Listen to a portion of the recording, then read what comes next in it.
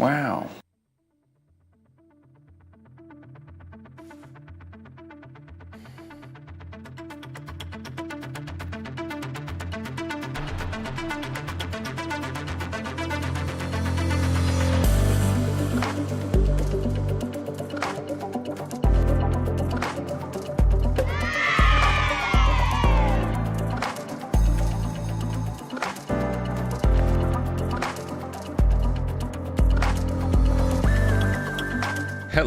Hello friends. Welcome in everybody. Hi folks. Good to see you. Welcome. Happy Monday. Happy end of the year to you. I think the year's ending. It's the end of the year, right? Hi everybody. Hope you're having a good week. Hope you had a good weekend. Hope you're having a good lead up to a new year. We're talking about the new year today. Today is all about next year, because we're so over 2024. 2024 is so last year. So we're going to be chilling today, and we're going to look through some of the stuff they've talked about that's going to happen in the next year, or maybe not, and try and set our expectations accordingly. We're probably it's going to be probably a pretty negative look. I'm not going to lie. Setting your expectations for Star Citizen in the following year should basically be the minimum of whatever they've said, and then hope that it goes up from there. So that's probably what we'll be trying to do today, but at the very least we can still, this will be a Q&A. You can ask questions. We can talk about what we're feeling, what we're thinking, what you want to know, and we'll be going over some of the fun stuff they've talked about at least. So at least you get to see some cool information. Good to see you all, though. Thanks for coming in. Sorry about the late start, folks. Had a little bit of a delay, but we're doing okay. Welcome, everybody. Thank you for coming in. I can say I did Tomato will be with you shortly. possibly lose a slipper during that delay. So there were problems, but we're better. We're back. Hello. Welcome, Super Mac Brother and the people. Thanks for the raid. Good to see you all. Welcome in Super Mac Attack, aka Ryan. Hello and welcome. How's it going, guys? What have you were doing Zero to Hero. You're doing some Pyro Zero to Hero chatting and chilling and gameplay today, right? How'd that go? Good times for you all, I hope. Hopefully the game's treating you well. All right. Say our hellos to Vassin, Mr. Vassin, Juke. Good to see you, man. I cannot read purple names with the light right there. Zoster, PK, AAK, and Terran. Hi, everybody. Bert, thanks for the sub, by the way. Thanks for the 9 months tier 1 sub.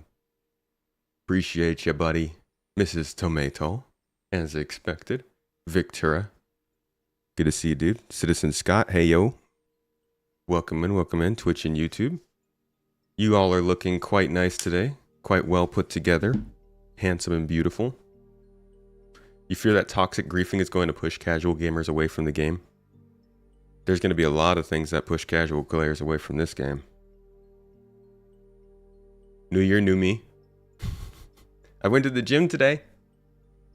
That wasn't because it's a new year. We normally go to the gym. I just wanted to brag a bit. Poutine, hey, good to see you. How's your Aurora treating you? Citizen John. Always a joy to see you in chat, dude. How are you doing? I hope you're having a lovely December, man. And a good winter overall. Hope the wife is well. Hope the puppy is well. And the sticky toffee pudding is good. Coming from CitizenCon, there really seems to be a veil of mystery about what we can exactly expect this year. Because they've been focusing on stuff for 1.0. Yeah, they've been pretty quiet about the immediate future that they have. Hey, I can see Maverick's name better now. What was your name before? Oh, well, I guess, thank you.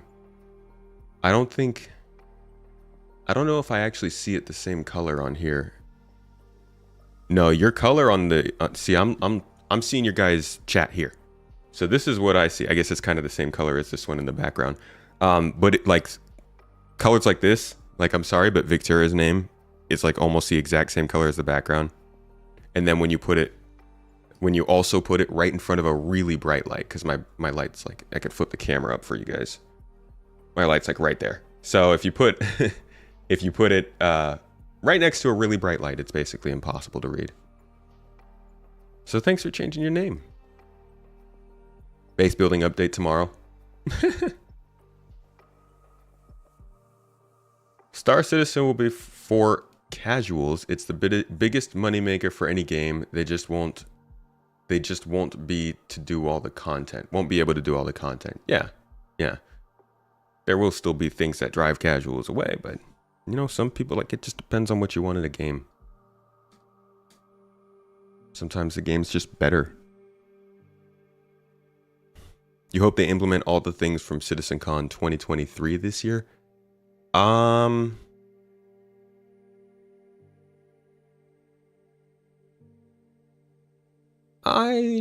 think maybe.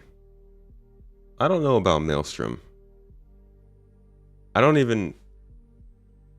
Like, Maelstrom would be iffy. What else would be iffy? I still don't really believe they're going to put downloadable maps in there either. They're very touchy about that. You popped over from Super Mac Brothers stream. You can actually raid streams on YouTube. They just don't make it very obvious or easy to do. So I try to pass you guys on from YouTube whenever there's another Star Citizen person on.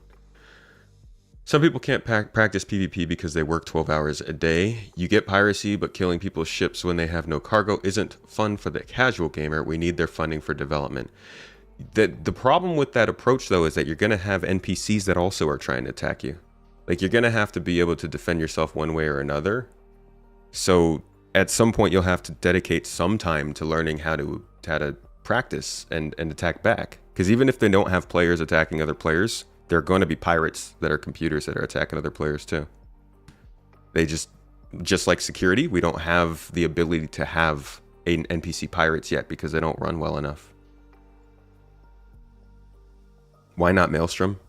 They just don't talk about it much. Maybe it'll happen, but I don't know. If you've done everything in Stanton and don't enjoy getting ganked, then Pyro is not for you. Honestly, if the same thing goes, then Stanton's not really for you either. Stanton's also quite dangerous.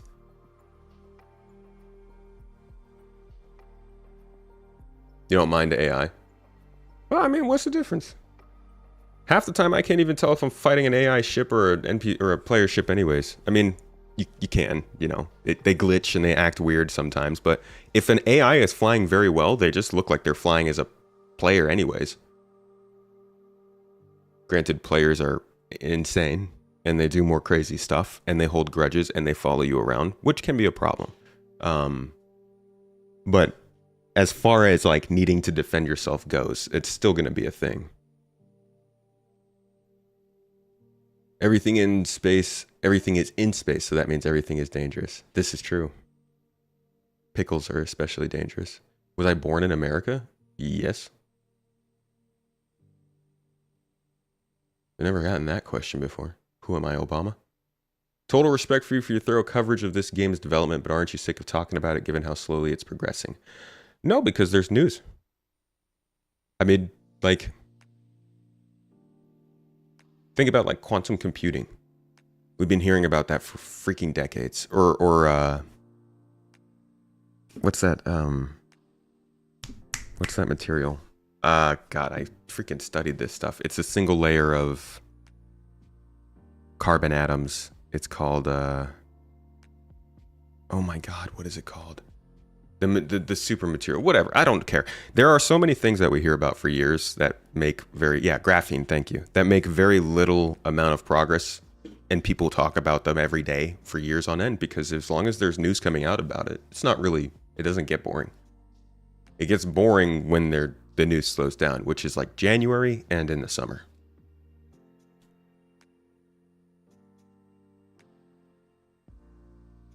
You just hope there are reasons to get money soon. Well, that's something that I think they're really focused on working on for 25 is reasons to do things. reputation through factions, better narratives for missions, reasons to actually spend money, stuff like that. It wouldn't surprise you if the life support for Maelstrom, if they tie life support to Maelstrom, as they always seem to want to release things when the same technical dependencies wouldn't mismatch together. I don't know, Maelstrom's got a lot going on. How many channels are solely devoted to quantum computing advancements? I'd bet more than Star Citizen.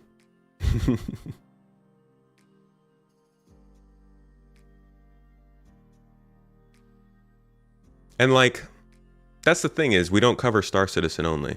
I mean, if there is nothing going on with Star Citizen, if it is boring, we talk about and look at other games. X4, Exodus, Elite Dangerous, Starfield, Mass Effect, like other space games that happen.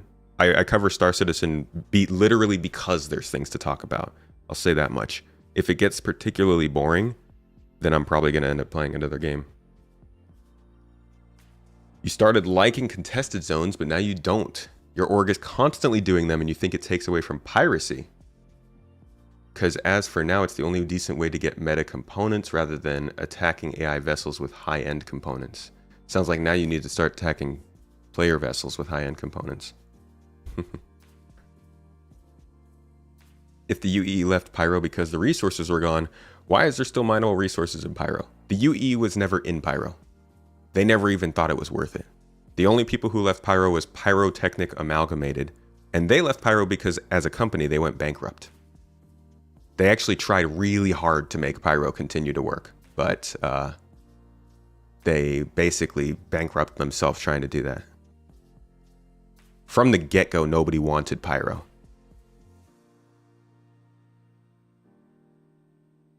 We're all operating under the assumption that 1.0 is 2026. Yeah, beginning of 26, actually. No, I can't even say that stuff, man. That's a joke, anybody. I can't even like say those things because people get people get mad and think I'm being serious. But no, it's definitely not going to be in 26. You can imagine that Maelstrom would be heavy on the physics and graphics engine. Yeah, and the database. Imagine how much the game has to track when you're like, let's take a look at Maelstrom real quick, just to update everybody on what it's supposed to be.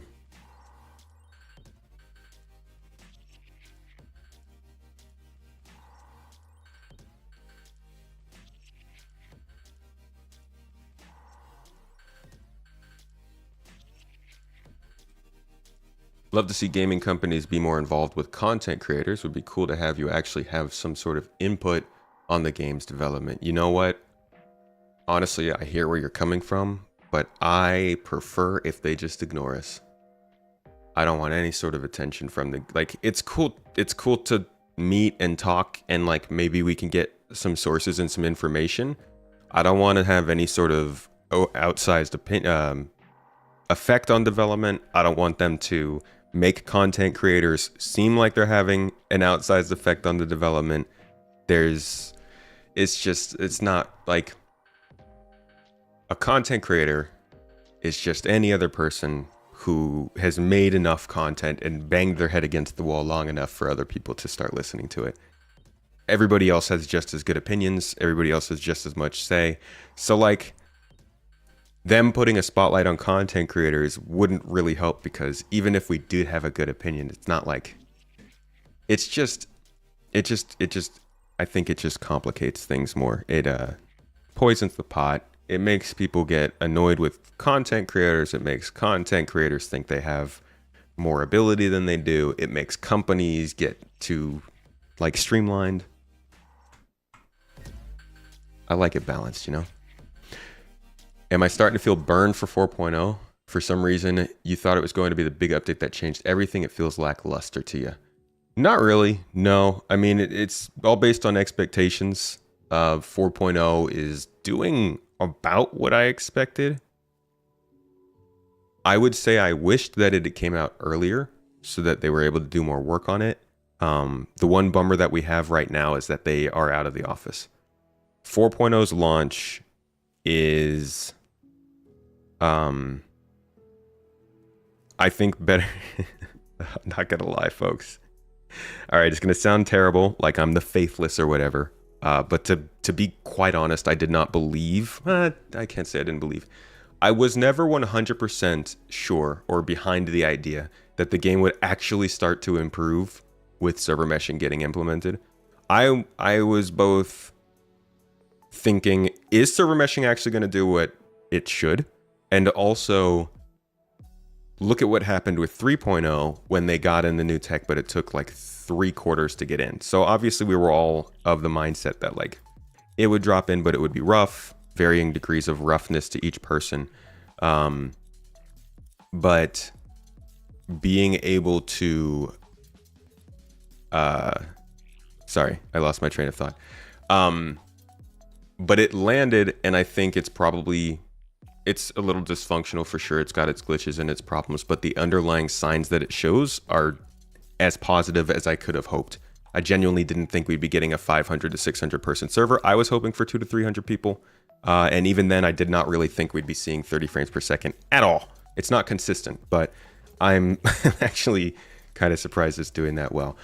I know that people feel like it's terrible, and there are definitely problems with it. I would say for most people, it's not worth playing right now, but I'm looking at this from the perspective of the fact that we've been waiting for this for 7 years, that this project hasn't been going for just the last year.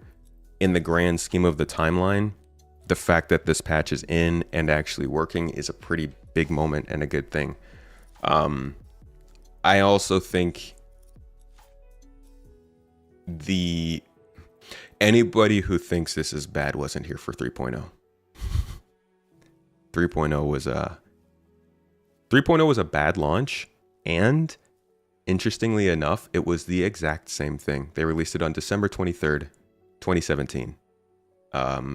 And players could not, guys, I want to make this super clear. Players couldn't get over 25 frames per second. And I'm not saying like 1% of players couldn't, or like some players were stuck in single digits. I mean, virtually every single person who played Star Citizen couldn't get above 30 frames per second until November of that year. Like, that's how bad the launch for 3.0 was. So when we look at how 4.0 is doing, and I know expectations are different, but relatively speaking to the current progress of the game, 3.0 tanked what was going on before. 2.6 was fantastic time. 3.0 made it terrible. 3.24.3 is okay. It's kind of not great, but it's okay. 4.0 is also decent. So the actual dropping of the patch, relatively speaking, is pretty good. The actual performance of it for a lot of people is not. And so I understand that. That being said, no, I'm not let down by it. I'm not surprised by it. If anything, I'm very happy that they finally got a public version of server meshing working. Now is the time for them to perform based on that. Any thoughts on the corporate reorg? Will it make a difference to players? Yeah, I think so. I think their reorganization is going to make a difference. Wish you could see the ratio of people invoking 318 and people who actually experienced it. I think people have a lot of people have the wrong idea of what was wrong with 318.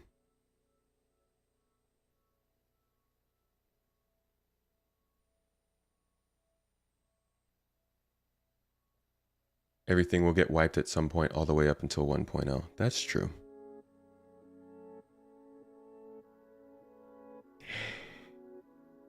Okay, we were on Maelstrom. Let's take a look at what Maelstrom is for the people who don't know about it. Again, I don't think this is something that we're going to see in 2025. I hope it can happen. I think this is probably something they're getting working in Squadron. But this should be a pretty good piece of tech for the game. Based destruction system. And I would like to do that with a video that I believe speaks for itself.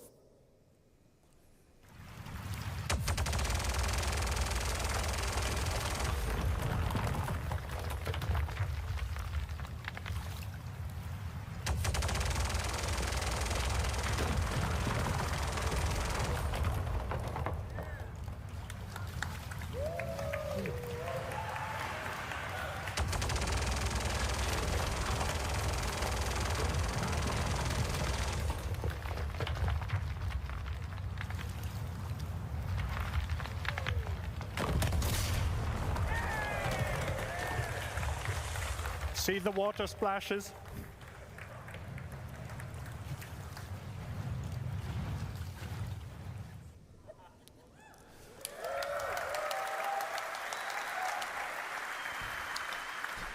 So, to make it completely clear, also, I just realized I wasn't recording all of this. Hi, everybody who's just joining us. We're reviewing what we might see in 2025, and you're coming in the middle of it. So, Maelstrom is a dynamic procedural damage system. Harkens back to games we've seen in various places in the past, but a lot of those games were either single player or multiplayer on a smaller scale. This is a little bit insane, in my opinion, because it's modeling everything based on cantilever beams. It's running stress analysis on them. It is measuring their thickness, their Young's modulus, their strength, all of the different things. And it's basically just meant... I think this is part of the underlying system that builds crafting. One of the things that they don't really talk about when they mention Maelstrom is... the underlying bits of this system, I think, were starting to be worked on back in like 2016, 2017. They were doing something called Item 2.0, which was very much based on ships and making sure ships work, but it also added characteristics to materials in the game. So oil had the characteristic of being wet, or I don't know, goopy? I'm not sure. Steel has a certain level of ability to break apart. Wood also can fracture at certain levels of like getting hit, stuff like that. So they did this for different types of materials on a much lower scale than what we're seeing right now. But back at that time, it was mainly meant for the damage system. So like when you shot a ship, that ship would have a material that would correspond to whatever damage it would take. So lasers could do something, ballistics could do something, stuff like that. That was quiet for a very long time. We haven't heard about it in a while, and now we're seeing Maelstrom. But Maelstrom's also coming at the same time as crafting, which also is talking about the idea of material qualities and different types of materials, and what are those materials being used to make things. So if we look at things like damage system, crafting system, and even the salvage system, you start to see that there's this whole underlying part of Star Citizen that depends on this idea of material understanding and material statistics. If you salvage a certain ship, depending on what you salvage, you'll get that material back. That's RMC, and construction materials will probably go away at some point. If you want to build a ship, you have to get certain types of those materials to build it. That's where the crafting system comes in. And then the breakability part is just like what you would see from, I don't know, Battlefield Bad Company or something like that. So Maelstrom specifically is the breakability part, but I do think that it links into the stuff that also drives crafting. That's my point. Is I don't think that this idea of material specificity and statistics is just for Maelstrom. There we go. I was trying to figure out how to put that into a sentence. We want players' intuitive prediction of the effect a weapon or a collision has to actually happen in the engine or in the game. So we decided to move away from hit point pools or other abstract models to simulate damage, but rather have damage be calculated from a physical model and from the physical material properties of each entity. If something breaks off due to its structural integrity decreasing below a certain threshold, Maelstrom allows it to break off in a realistic fashion. If you shoot off a wing, the missiles and weapons on that wing should still remain attached. If the broken off part still has power, electric items should still function. This means Maelstrom was needed to be designed to work with a hierarchical setup to begin with. From the hierarchical representation of the geometry we want to break off to the same hierarchy on a higher level for items like power plants, lights, weapon systems, and so on. Maelstrom is persistence and networking ready. We designed it from the ground up to work with high latency situations, to persist and replicate easily.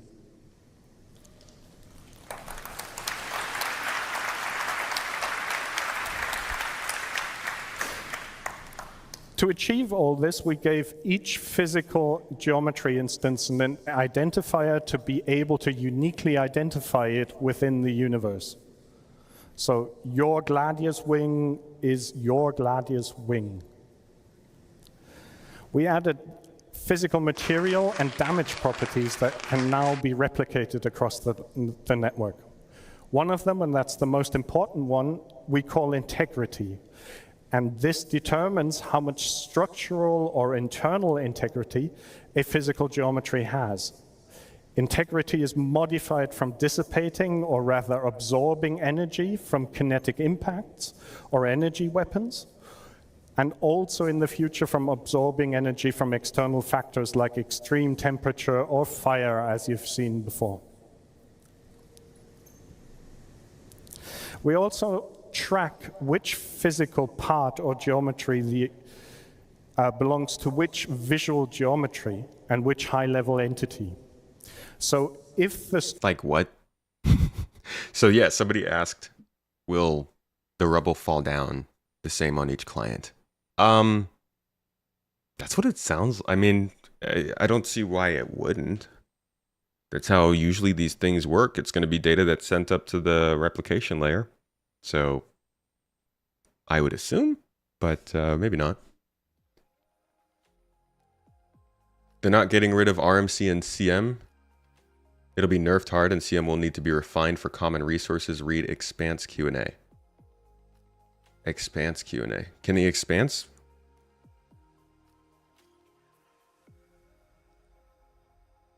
Would the Expanse even be involved in Salvage?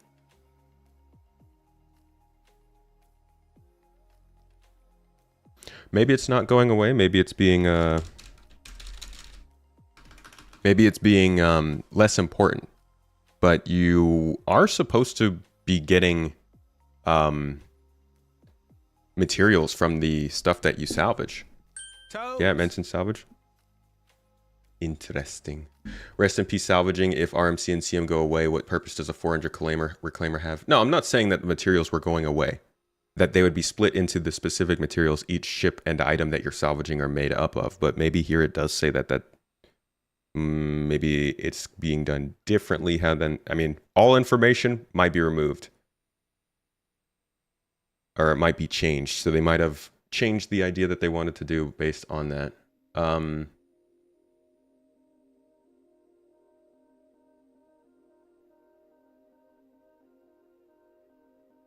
Not in the Expanse Q&A? Okay. Yeah, I was going to say this. That'd be weird for something that is in the Expanse Q&A. I mean, I could see them keeping RMC and CMC, whatever it is.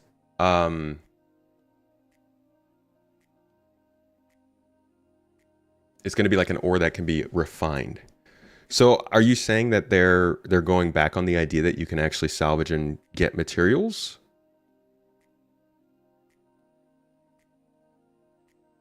Never will work due to lag on the servers? What if they did this crazy thing like remove the lag on the servers? Construction materials don't really work in a system where crafting requires named materials and stuff. Yeah, that's what I was thinking. Like it was just placeholder until they had all their actual materials in, but maybe they have it alongside other materials.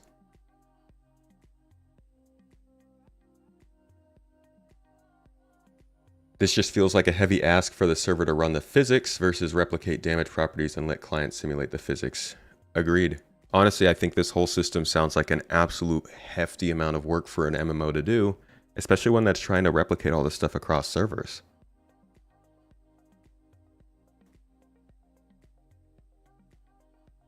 CM will turn into common resources. Interesting, okay. You always assume they just make CM refined down into randomized amount of base materials. If you can find out where they've mentioned that, that'd be super helpful. Can you log in ship still? You can right now, yeah. Let's keep going. Structural or internal integrity collapses, we know which visual geometry is affected and which item might be affected as well. So a power plant will cease to emit power, or implode, explode. A weapon will cease to fire, and so on. To make things break apart, we create what we call breakable clusters. A breakable cluster is a set of physical geometry, the visual geometry, and the entities on top that can break off. Between breakable clusters, we create abstract cantilever beams to be able to model stress and strain. I'll go into more detail in that in a bit. Breakable clusters are hierarchical. They mirror the hierarchy. Like, dude, what the flippity f, man? How? Now, I will say, I think they could do it because, and they can't eliminate all lag, but they can get rid of, maybe get it down to a 1% kind of thing where you have edge cases. But to be genuinely honest, I do agree with you guys. This is just, this looks like a lot. And when they were presenting this, I was like, how does this work at scale?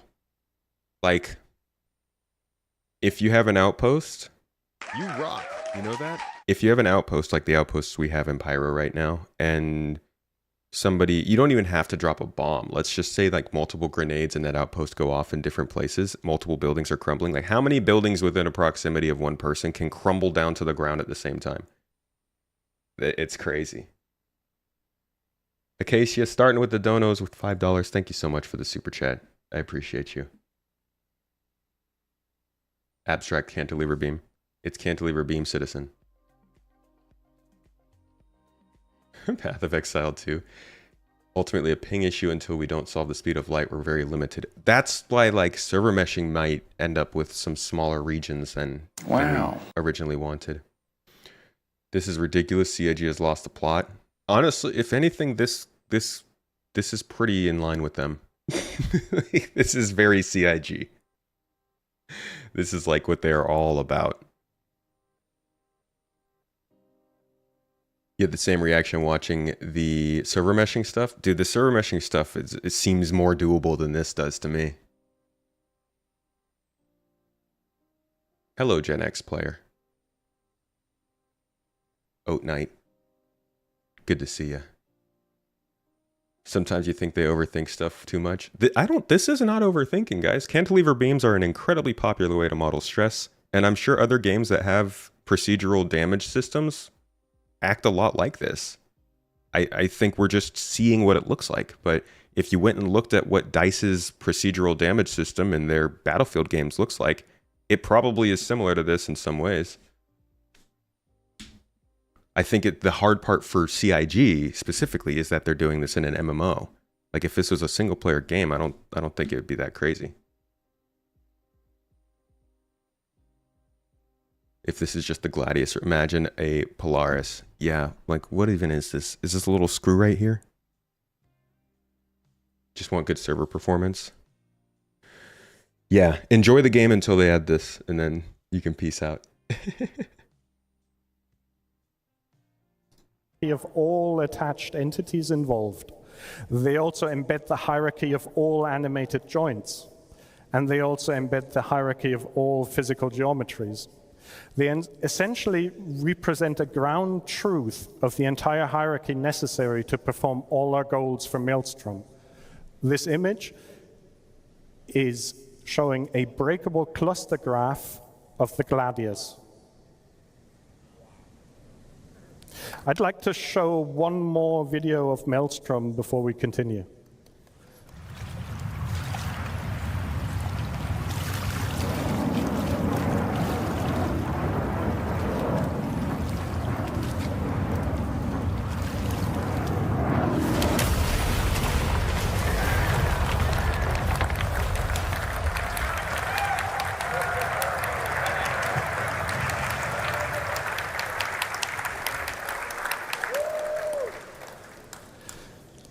We needed to find a good way to easily and efficiently determine when a breakable cluster breaks. We chose a well-established model from material sciences and structural engineering, cantilever beams. In essence, a cantilever is a structural member that has a fixed support and a free end. Forces experienced on the free end can be used to calculate the amount of stress the fixed support is enduring. The basic ideas behind that are best explained from a very simple example.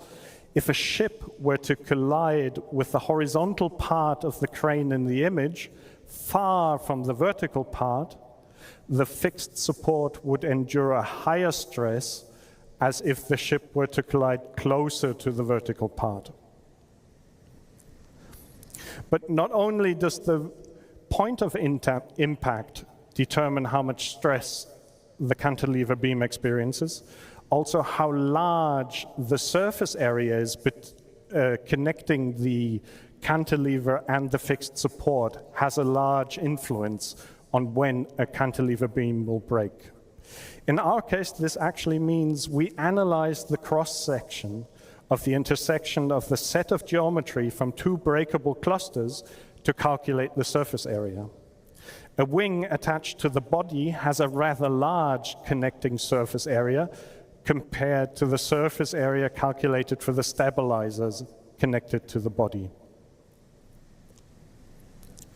We then project forces from impacts and explosions onto these cantilever beams and calculate the stress the beams experience. Over time, this stress turns into strain, and if we reach a certain threshold, the beam snaps. The result, simple, efficient, and deterministic breakability. But this is not just about ships and buildings that you saw in the videos before. We want Maelstrom to be a systemic system that we can use on all types of entities. So here's some video of some test footage of AI shooting each other behind breakable cover and Maelstrom barrels.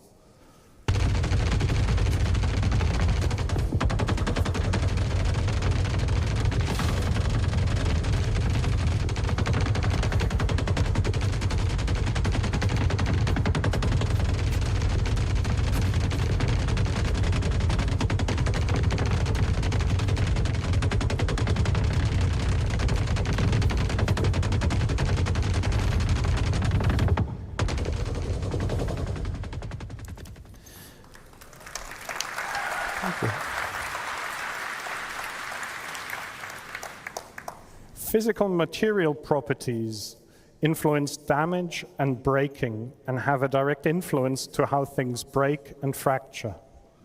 To achieve this, we added various properties: density, yield strength, resilience, thickness, toughness, Young's modulus. And this is more or less what I wanted to talk about Maelstrom, but I don't want to leave without showing one more video of what carnage Maelstrom can create.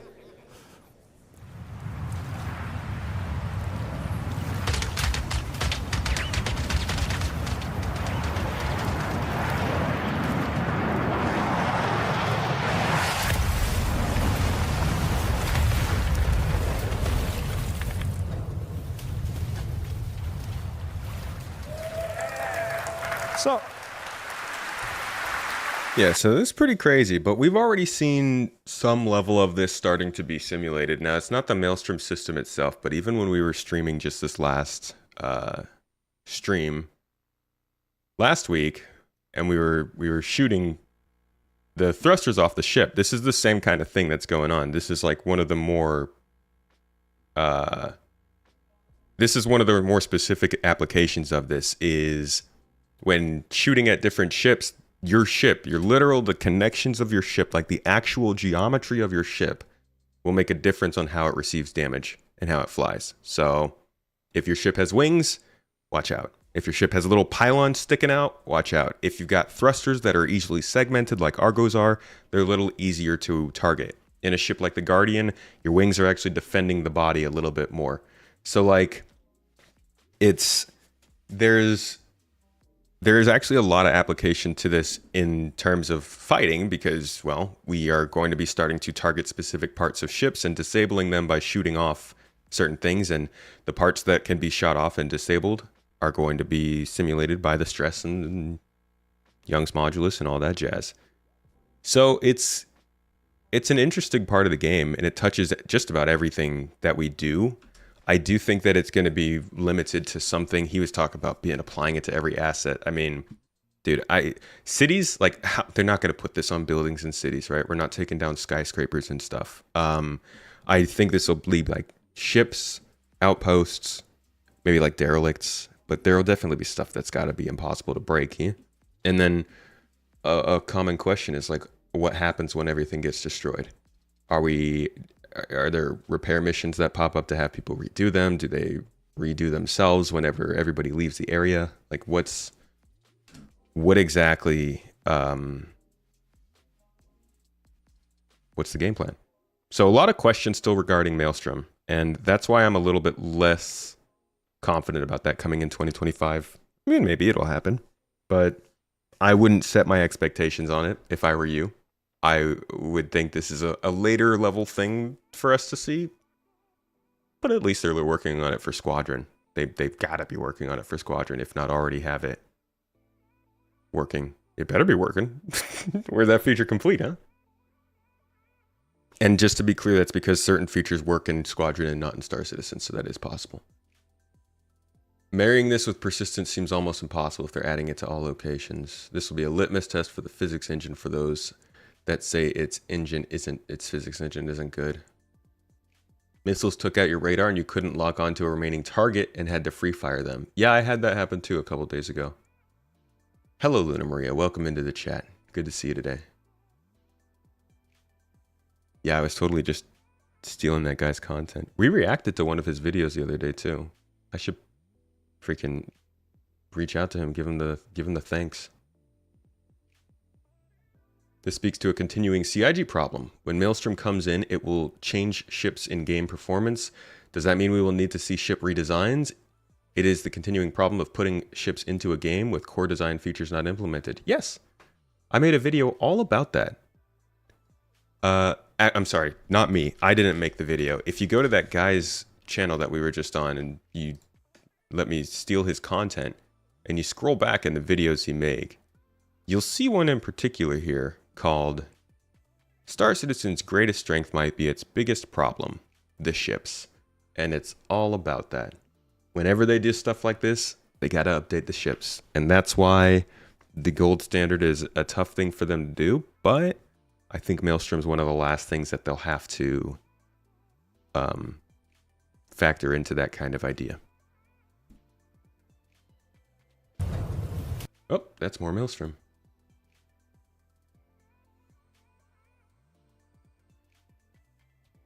Very cool engineering, but man, could the Klesher elevator team use that budget at the moment? It's funny you say that because the Transit refactor got delayed out of 4.0. It's like they literally didn't have the time to the budget to make it happen. Sorry to bother if it was already explained, but I have a question. It will be just one server for everyone, or will it continue being multiple servers and we'll have to join a server with a friend to see him? The second one, but there'll be shards instead of servers. So the idea, well, that doesn't really make much of a difference. You'll have automatic matchmaking, so it should put you where a friend is, but you'll want to make sure you're on the same shard as a friend, yeah.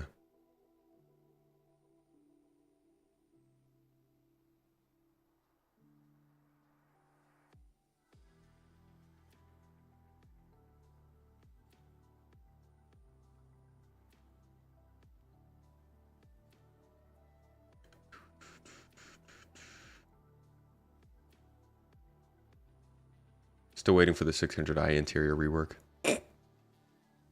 When is Chris Roberts getting added to Fortnite? After Keanu Reeves. Wait, Keanu Reeves is probably already in Fortnite. I can't even make that joke. There's no way that guy has not been put into Fortnite yet. Technically, Europe will be in one server and America in another one. That was their goal, but I doubt it. Like, we'll see how far they can push it. As of right now, they're at about 600 people in one. When they were doing their testing, they got 2,001. The goal is preferably hundreds of thousands in one. Cosmere, you're not wrong at all. CIG themselves have said that their goal is one big shard. I'm just sprinkling a little bit of doubt on that. Because I think they've already kind of made it clear that they're going for regional shards. And then even then, we don't know how big they'll be. So it's really up in the air. You think they can do it, Scott? One big shard across the planet?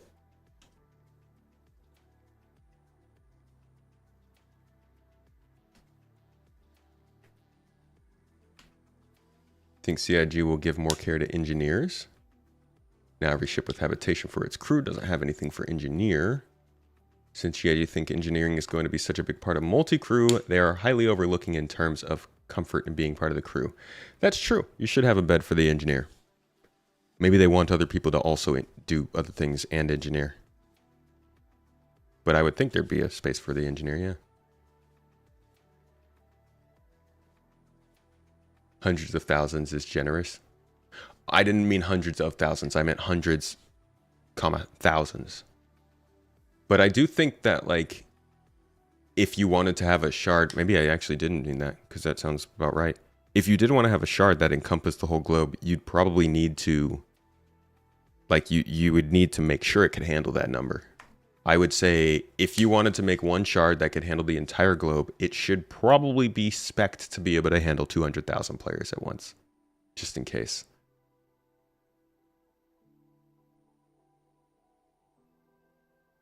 Ah, shut up, Scott. One per region would be cool. I think one per region would be an incredible achievement. If they could do that, that'd be great.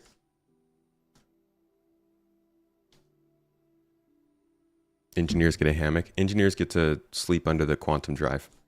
All right, here's something that I think we could actually see in 2025, and we should follow closely. This would be the third star system. Now, this is an important thing to follow because, as I'm sure you've already seen, people are like, hey, is it going to take them 7 years to make every star system? Like, are we going to have... Is Nyx going to take the same amount of time as Pyro, taking the same amount of time as Stanton? Like, how long are we waiting? So, you know, this isn't like to say that they're close to getting Nyx in just because we can see it. But we already have played in Nyx. Well, we've played on Delamar before, the place they're about to show us. It used to be in the game. And they've been working on it for quite a while, for years now. So here is kind of the look at how, I guess, what the Nyx system is. I'm not saying it's going to come next year, but I do think we're going to see it faster than we saw Pyro next year or the year after.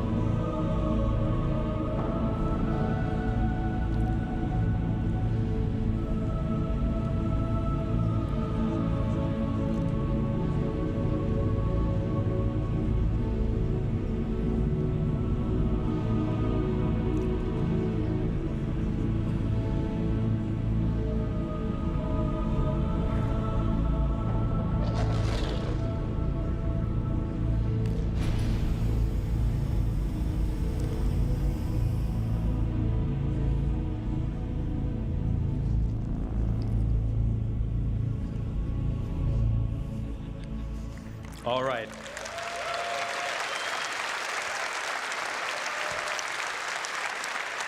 Awesome. So that's just a quick look at the kind of general area, but there's actually there's a decent amount of interior here that we don't even see during this presentation. So you a little more of the nearby area. The interesting part about this is it'll be the only landing zone that we get in the entire game, at least for the first 5 systems, I'm pretty sure, that has low gravity. So while most landing zones take higher levels of capacity when you're shipping. They have more going on, more things to see and do. They're all on planets, so that you have to get through the atmosphere. You have to deal with gravity. You can only get certain size ships in there. Once VTOL starts to matter, if your ship doesn't have VTOL engines, you'll have to think about that, wear and tear on your thrusters and stuff like that. It's different when you're going into atmosphere. So having a main location landing zone like this in an area that has low gravity could actually make a difference for gameplay, at least in your margins. I think they show that here in a second, or in a minute. And that is to the hangars and landing services.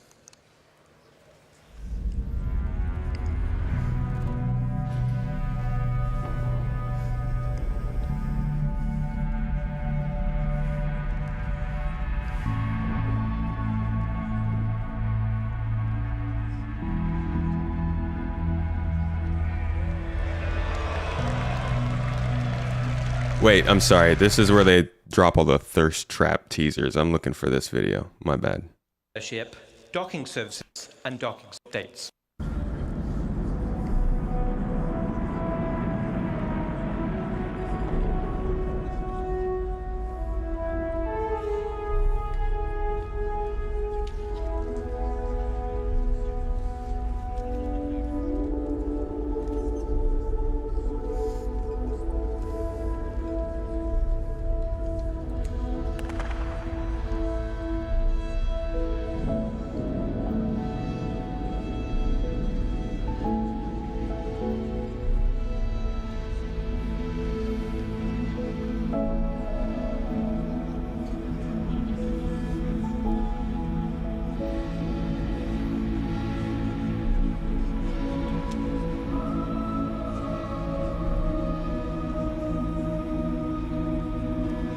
Actually, what I really liked was the you can see like down here it's almost like you have a network, like a small network of landings and tunnels, and you can use zero-G to get to them. I hope that there's more of these and it's not just like a one-off sort of thing.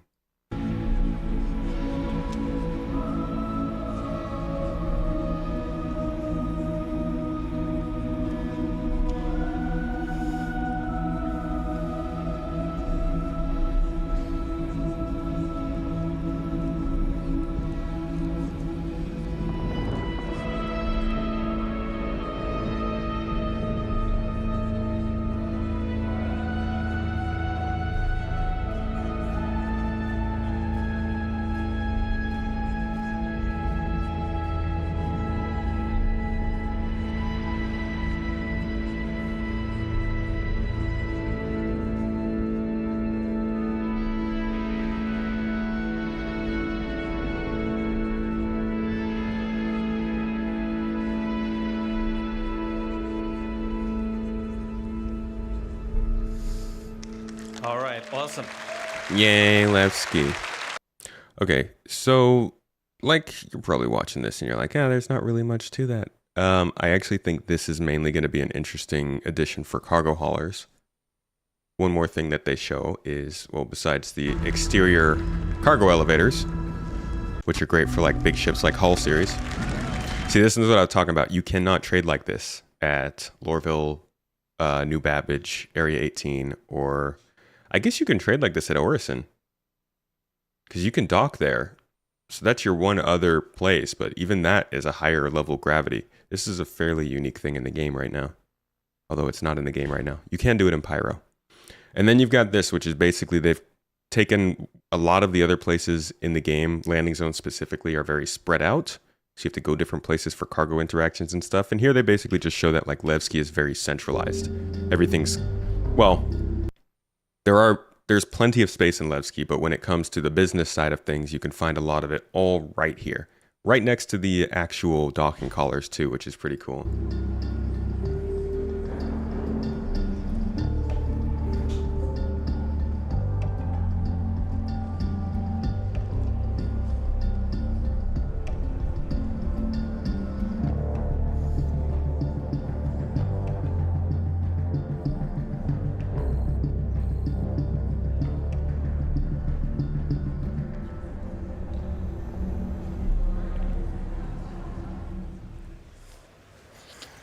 All right, cool.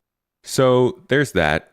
The kind of running theory is that Nyx also comes with more exploration focus, actually, because Nyx is a very interestingly placed star system. It's actually kind of inside of a nebula that makes correspondence in the system pretty difficult, navigation pretty difficult as well. So I do think that there's a chance for them to introduce more scanning and exploration focused gameplay to this system. That could be kind of like in Pyro, you're introducing lawlessness. In Nyx, you're introducing scanning and exploration, quote unquote. So that could be something they're doing here, and that could be another group of players who are interested in this kind of a system, and they do sort of hint at that here.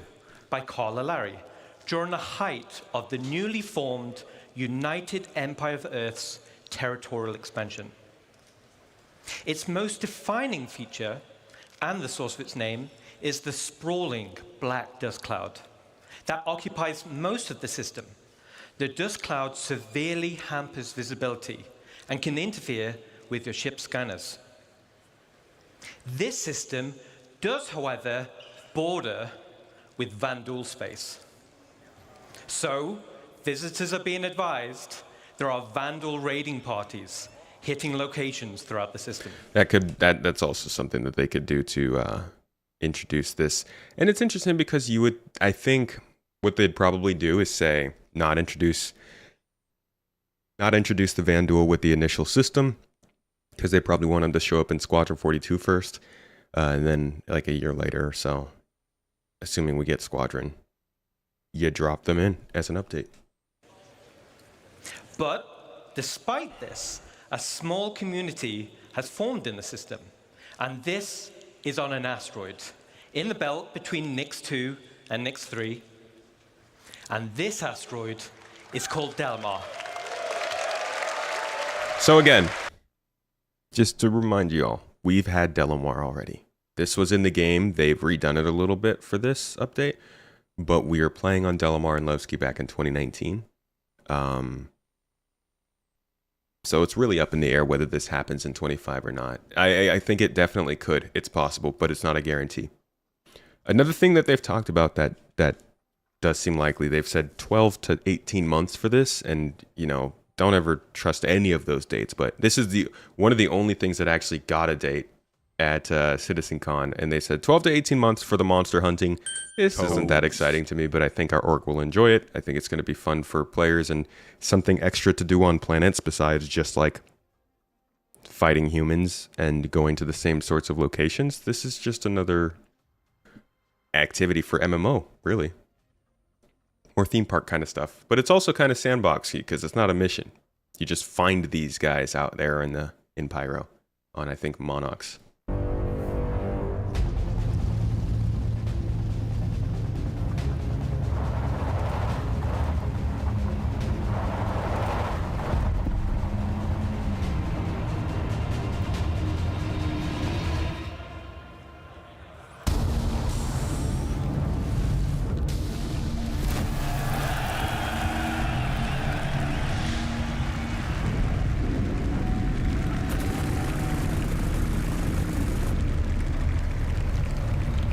This would be considered content.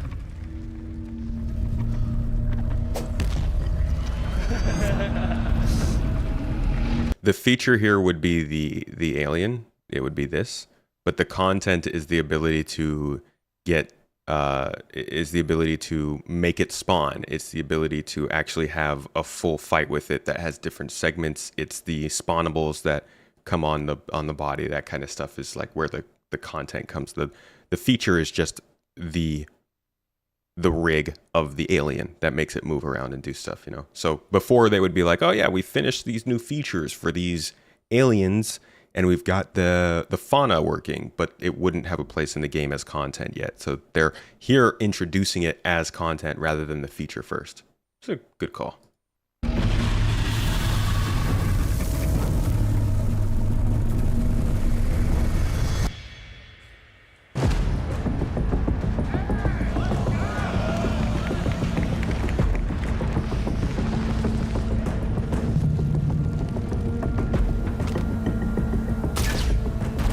Oh, that'll do a lot.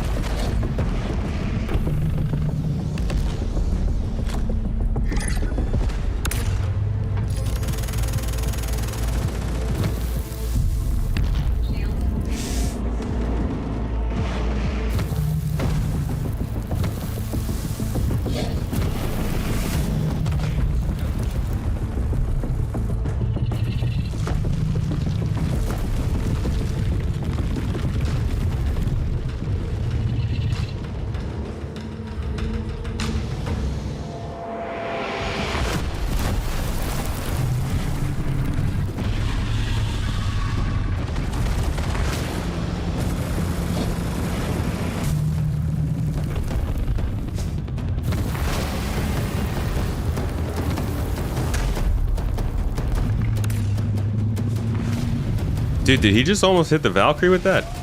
Oh. What the heck, did I miss that the first time? What the... Did I miss this the first time? Where did this come from? Just a random medical... Oh, there he is. He was standing down there and he gets flung.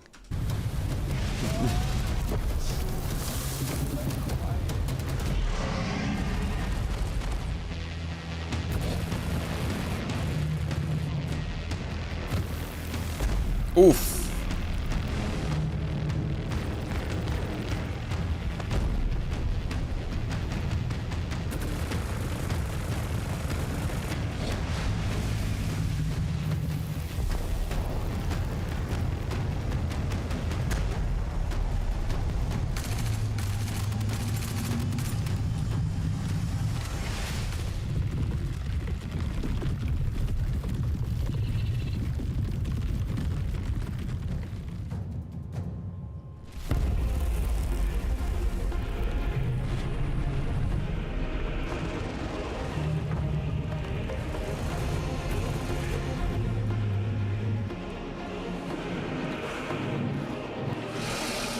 Okay, so this is as you can see a sandworm. I hope everybody got the idea by that point. And this is just the first of a new, like a series, basically a new series of types of gameplay that they're doing, which is we're essentially getting into the xenobiology part of science gameplay. I mean, this is kind of monster hunting, but this also includes harvesting of like aliens and stuff. So this is almost a new segment of Star Citizen starting up in that sort of science and xenobiology gameplay, which is something a lot of people want to do. I mean, this is going to factor a lot into crafting, probably factor a lot into trading, and in like, you know, rare markets and black markets and stuff like that. We've already seen other things like there's like the hide of the other alien that gets sold in Pyro, which is just terrible. We've seen a couple of things with the space cow, and there's going to be more. The exciting part of this is, in my opinion, the crafting potential and how it lines in with that. But this is also obviously a big event for players to be able to do. It's something extra. I don't think many people are joining Star Citizen for something like this, and this is definitely not the highlight of the show or anything. I think this is a very nice extra task that MMOs should have for people to do. Not as the main draw, but as something that just builds more life and interest into the verse. You can talk all you want about whether or not they should be doing this now or what have you, but I do think including the harvestables and stuff is probably the saving grace here. If they didn't have that, I would say that's not worth doing all of this, but there's a lot more to them. And they have a little explanation of it here. Talk about more plans regarding fauna and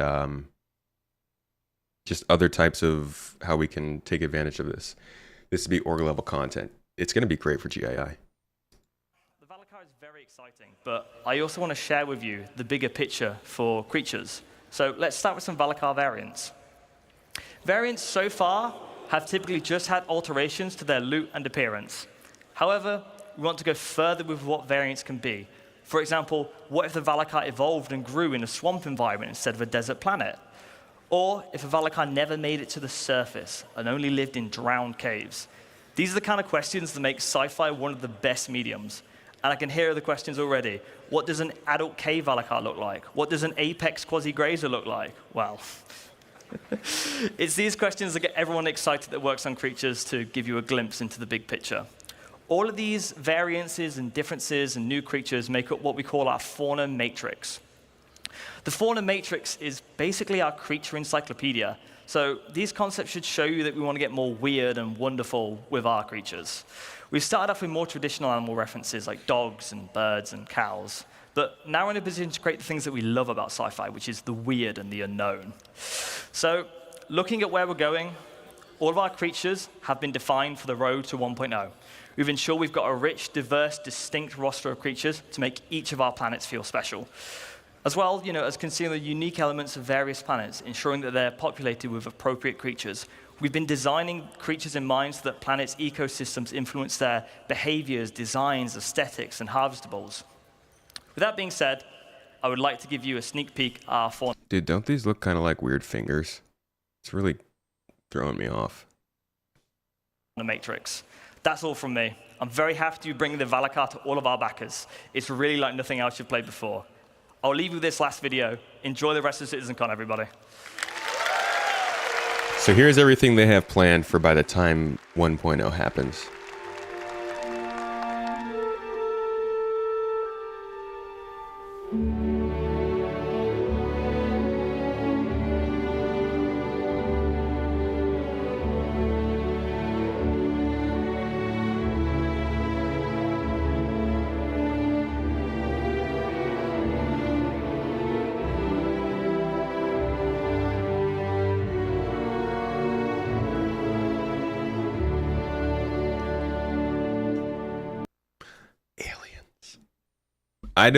I'm assuming we're going to see a couple more aliens this year. I mean, the Sandworm seems like a good possibility. But I am also thinking if we do see the Nyx system, it would likely include at least one new fauna. And we still note we have the Boreal Stalker. Where is that? I think that's on here somewhere.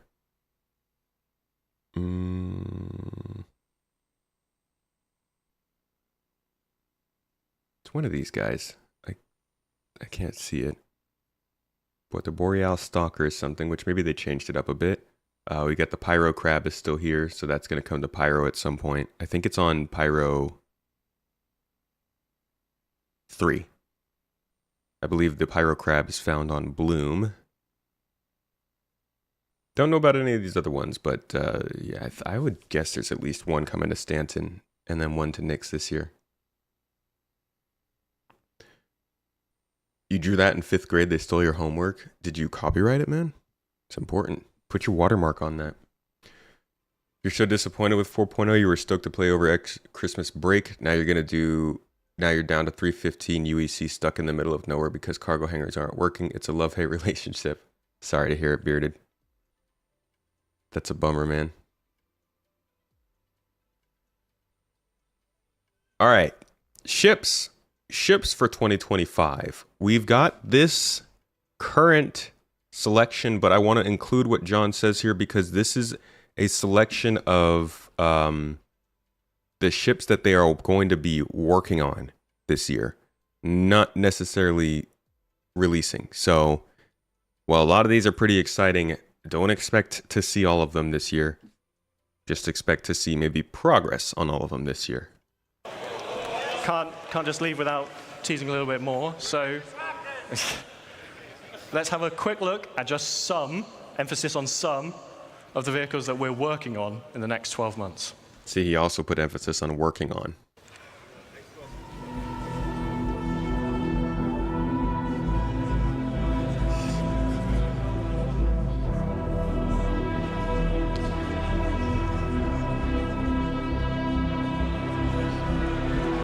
I think, no, we have not seen this yet. So we got this one already. I guess this is the drone variant. So this is the base building version. We have not gotten this, but we got the other version of it so far.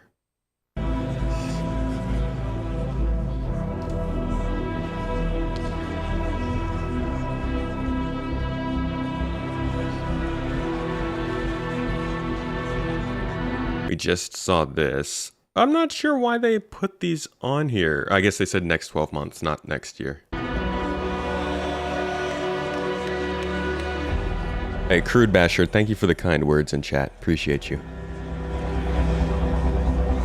Medipin, we got this one. This is the Guardian, which we got. Well, we think it's the Guardian. Some people still believe this is not the Guardian, but we will persevere. This is, people believe, the Misk.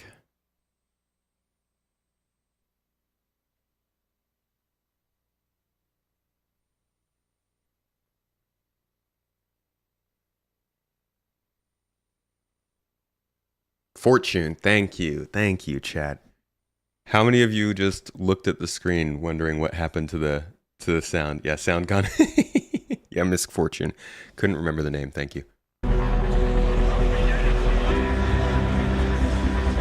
And it's supposed to, people think it's a salvage ship. I mean, it looks like the Prospector quite a bit. It's got something a little extra here. It's got a little laser here. Maybe this is a salvage laser. It's definitely got its thrusters back here, which we know well. And it looks like it has some form of an elevator in the back. So, it's probably not for mining, but it looks like the Prospector. Good chance that this is a small personal salvage ship. And who knows, maybe this is a salvage ship that's mainly focused on... Oh. Wait a second. Y'all, I might have just developed a new conspiracy theory. What if this is a salvage ship that's focused on the component side of salvage? So, I don't even know what you would do to make a spaceship ready for that. Salvage charges, a cutting laser instead of just a salvage beam, the ability to cut through ships. You launch that with Maelstrom. Am I a little bit crazy? I might be. But how much more exciting does that sound? And then the space in the back is just a cargo space meant for components. That's what makes it special. Hard, heavy-duty cargo space with a salvage fuse crafting station. How would that work? How would which part? All of it? I don't know. You wouldn't be mad if they created a Fortune that looked almost identical to the Prospector, but for salvage. It's easy. It's easy work done. I think components being on-foot activity is intentional. Oh, I don't mean this thing would take out the components. I mean, this is just meant for component retrieval. You'd still have to go out and get the components yourself. I was just hypothesizing, very, very highly hypothesizing, that this laser is used to cut through the hull of a ship, so that if you needed to get a component from a place that was blocked, you could just use that cutting laser. But that's a whole bunch of copium. Copium? I don't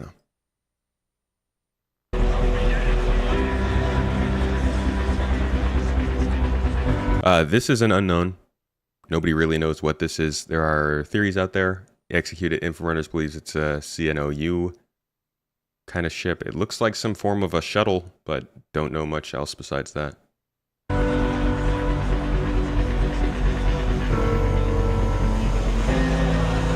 And then this one is kind of wild. I can't even tell how big this is. It looks huge, but judging by the angle, it's really hard to tell what's going on. It definitely has Drake looks, given the shape language.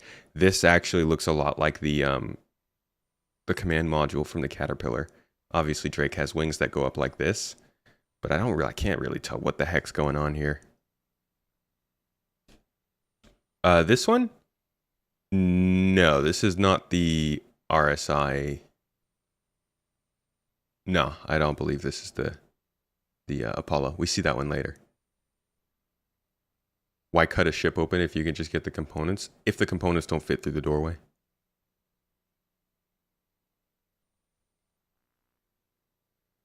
Not Drake, you think? It's 100% smaller than the Corsair. Yeah, I think it's smaller than the Corsair. I mean, it's definitely differently shaped. It looks pretty dang tall. Even not including the wings. This is pretty high up here. I mean, this has got to be at least 20 meters up. 25 meters off the ground. This guy is, what, 2 meters tall? I could see you putting 10 of this guy up. So it is a very tall ship. Certainly not a single seater. Like, there's going to be space in here for more people, I think. Could just be a shuttle, could be a small cargo ship, could be a luxury personnel transport. Luxury. I don't know. This is, I think, one of the biggest mysteries of this video. It'll be interesting to see what they come up with for this. Now, this is the RSI Apollo. And yes, Peregrine, I do think that the ship breaking will get a rework. I think they're just waiting for Maelstrom on that. Yeah, so this is the Apollo, RSI Apollo. You can tell from the landing gear, you can tell from the thruster up here, the little spindle sticking out, the turret on the back. It screams Apollo.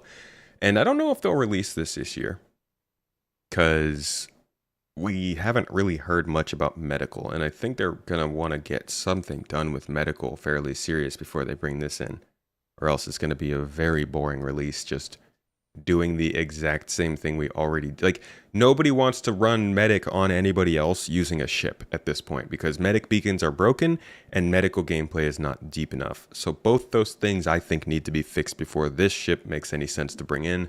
Otherwise, this is just going to be a glorified respawn point.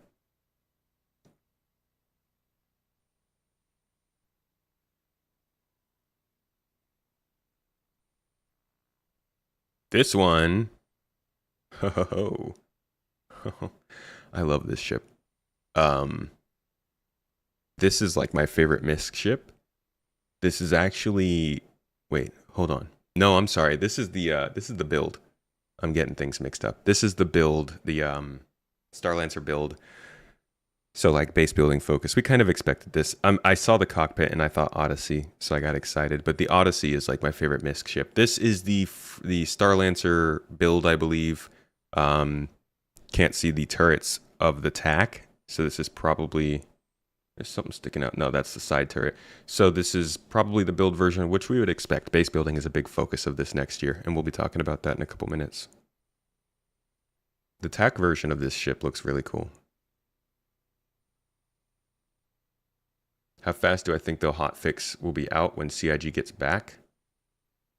I would say like sometime around the 15th to 20th of January, we would see a hotfix. The week of the 15th.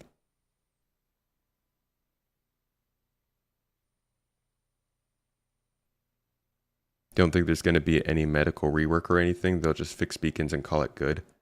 Dude, that would be absolutely awful. I mean, there's so much medical gameplay they've talked about. To remove it all right now would be... Like, what the heck is the point of the ships, to be honest? If this was the extent of medical gameplay, why do I need a spaceship for this? A non-medical variant of the Apollo would be very cool. Whoa. Jesus, that's loud. Sorry. All right, Perseus. This is, I think, actually pretty likely for this year. If there was one large ship I would actually expect to see this year, it'd be this. Just coming off the back of the Polaris.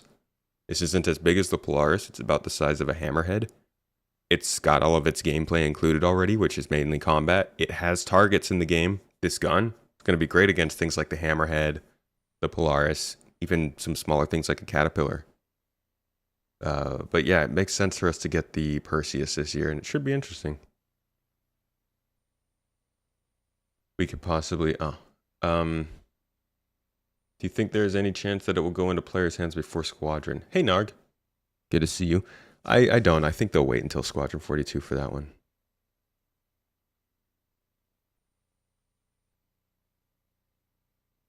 It has the same gun on the bottom? I thought it just had the one big gun.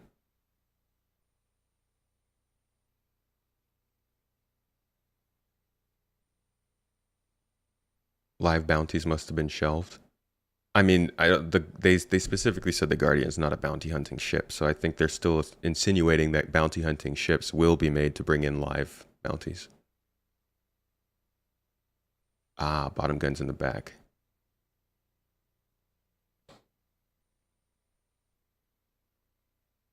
Hammerhead gets killed by Polaris Torps. Perseus should be more effective against Polaris and Idris thanks to their PDC coverage. Yeah. Be disappointed by a non-medical Apollo, but you understand why they would do it if they did. I actually bit my tongue because I was about to say I would love the non-medical Apollo, but I also think they should keep these ships for what they're special for. As much as I would love one of those.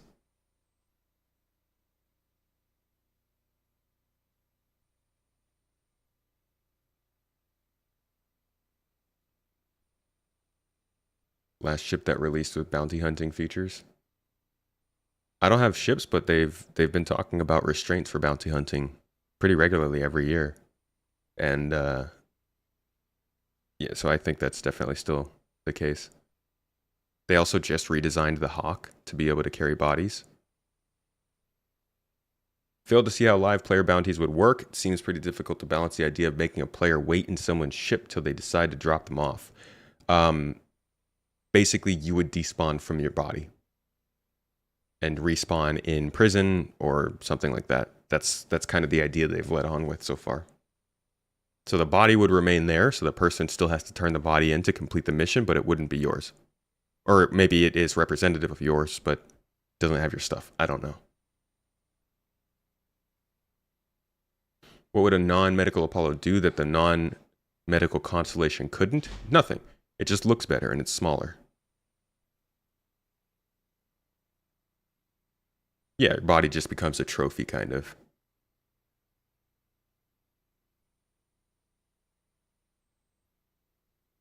So yeah, Perseus.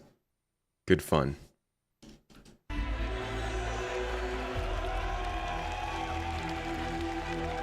And the Ironclad, the Fatter Pillar, Mr. Iron Chad, whatever name you've got for it, a very industrial looking cargo hauler that I think people are really excited for, but I would not expect this to come out this year. I wholly believe they'll work on it, but it's a big ship, and I think it's going to take a little while. Although this is the predecessor to the Kraken, so maybe they want to get it out rather quickly. Prepare for disappointment on the Game Loop 2.0 front. Look at the career slide. A lot of info to glean. I'm not going to try and read too much into it, but I do agree. I think that they're scaling back some things. John Crew did say it's already in production. Oh, very nice. And then the big one, the Pioneer. Yeah, this is a big one. And I don't think this is coming next year. But this is the big base building ship. This isn't going to change the game, but it's indicative of a big change coming to the game. I think base building is probably the biggest change we will see since Planet Tech came in, which is like 7 years ago now. So there's a lot of anticipation surrounding this. And again, I don't think it's going to come out, but we will probably hear a lot more about this throughout the year. Ironclad, you can see happening next year. It's a lot of empty space as well as just a cargo bay. It could happen next year, yeah.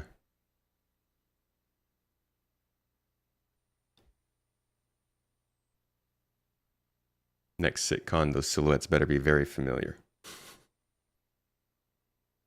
Do you think they would put silhouettes up here for gold standards? They did one for the Retaliator because it was getting modularity. I don't know about the other ones though.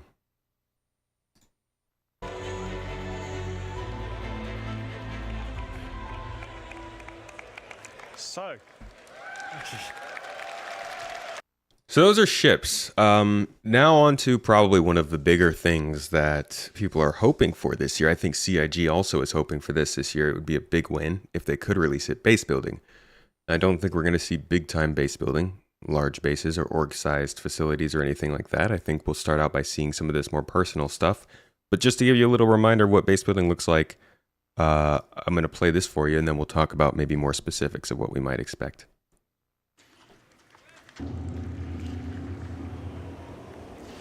We found a beautiful location by a lake. This is where we'll build ourselves a home. To do so, we need some resources and the construction graph card. The construction graph card allows us to survey the land, claim the land in a lawful system, and it allows us to build structures. As we've already found the location and don't need to claim land in lawless Pyro, we can straight dive into building our base. Keep in mind, the following UI is work in progress.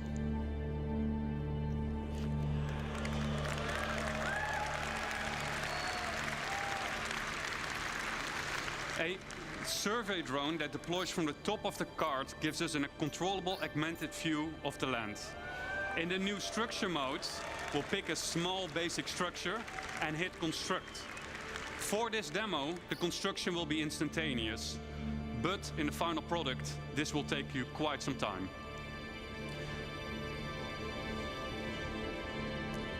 We've done it. We've built our first structure. Let's have a look on the inside.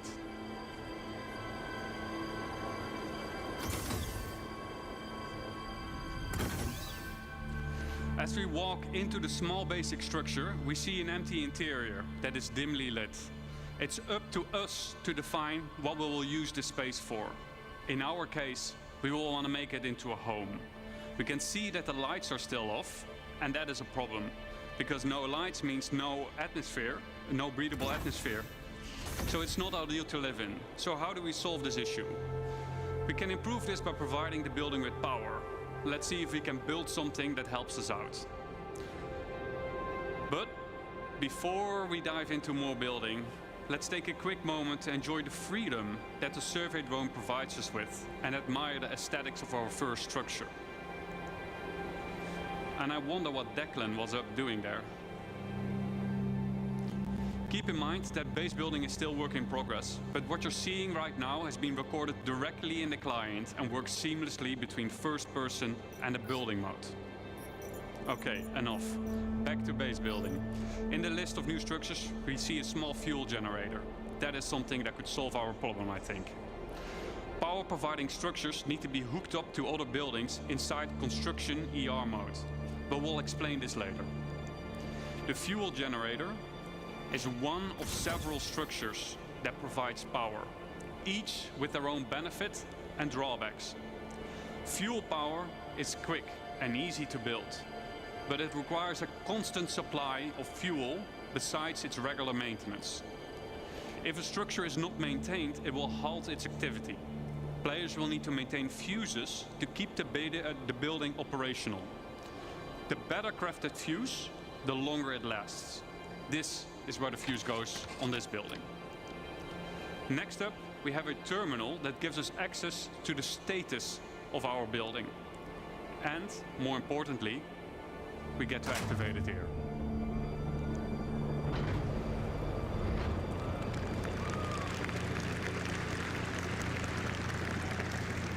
That should do it. Let's see if we got power in the building now. As you notice, some of the crates in the background have disappeared, as their content has been consumed during the construction process of the buildings. And it looks like Declan is now hooking up the power to the building. I wonder what he was up to earlier, though.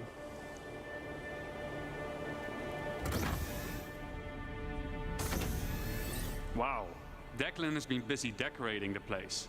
As we can see, the lights are now properly working. We got atmosphere, and we can start to use the item fabricator now that there is power. Always handy in case we need a fuse. Let's have a quick look at what we've done so far. We've decorated the place. We made it our own little home. We hooked it up with power. I would say we have a place that we can live in. It might not be much, but I think it's just enough to call it a home. Thank you. So a lot to take from that. The crafting system overall is very Well, it's more robust than I thought it was going to be. Now, I didn't think that we were going to be able to build things wall by wall. I know some people wanted a very modular building system. I think the prefab ideas like this, I don't know. I think it works better that way. I think if you're dedicating the whole game to building, it makes more sense to build things piece by piece. But base building is just like one part of this. And I don't think they want it to be an entire game loop and stuff. I think they want it to be more of a supporting game loop. So that aside, tying the power in, I don't know. When I thought they were going to introduce base building, I had low expectations. Not introduce, but kind of start to show off what they wanted to do. I had low expectations for where they wanted to go with it because I just thought it was going to be very light at first. But I'm actually pretty satisfied by what we see here. I like that it's taking into account power. It's working with resources. There is the ability for these things to be unpowered. Like, you've got to be able to maintain them and keep them running. You can't just spam bases everywhere. You need to make sure that they actually have maintenance. I mean, I shouldn't have doubted it, but it's pretty thought out. Well, I think it is, at least. I don't know. I don't make base building games. Just notice to indicate this base building demo which size of drone can make each building. Yeah, this is the small drone. You expected a Subnautica approach? I've never done base building in that one. Just running and screaming, or swimming, I guess. Why spending resources building a bed building when you can just make a big parking slot near the base and park all your ships with your beds there? Ships are practically homes where you can sleep. I mean, you can do that. All about what you want to do.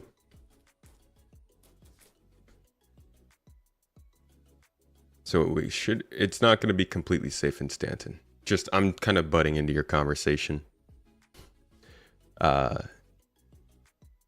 It will be almost completely safe in most parts of in some parts of Stanton, but it still has some danger to it.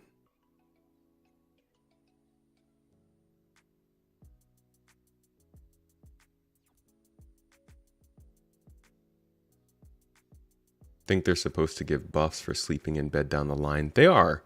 It was supposed to be the spawn location, but yeah, it's just buffs now. Does Burks work for CIG? Not that I know of, no.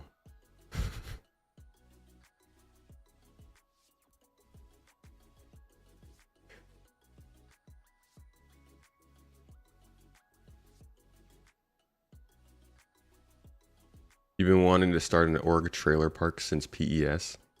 I tried to build a building out of boxes on a planet and it didn't work well. It did not work well. All right, so after this, they actually talk a little bit about how the base building is going to work, and some good details here. Of small structures, and has been designed specifically to fit into the smallest ships, like the Drake Cutter. The graph card allows us to survey the land, to find a good location, to claim the land with credits when we're in a lawful system, like Stanton, and most importantly, it lets us build structures. To use the graph card, we will first need to deploy it. Once deployed, we see two small construction zones inside the card, and the interactive screen gets revealed to us. From here, we can deploy the survey drone from the extended top part of the card. This survey drone gives us a bird's-eye view of the surrounding area using augmented reality mode, ER mode for short. Let's have a look at some UI concepts of how this augmented reality mode will look like. Here's a concept of construction ER. From here, we get a more detailed view of the land. Where can and can't I settle? For an example, inside a nature reserve, construction will be prohibited. Are nearby areas flat enough to place my structures on? Are there any underground extraction deposits nearby? And if so, what are their quality and quantity? Let's say we found a good place to start building our base. Then next up, we need to find a good place for our first structure. I want to go back. I really love that, this. I hope that this is insinuating that a lot more mining is going to take place underground. And this isn't just for base building, because I've always hated how way that mining works with the random boulder deposits. I would much prefer that we're scanning for and looking for like deposits in the ground that actually persist for some time and you can come to for a certain amount of time and then leave. Like the whole you found 5 boulders out in the middle of nowhere with some materials in it you want thing is just not my cup of tea for mining. And I hope this kind of stuff is not just for base building. Let's say we found a good place to start building our base. Then next up, we need to find a good place for our first structure. On the left-hand side, we can see that we're now in structure creation mode.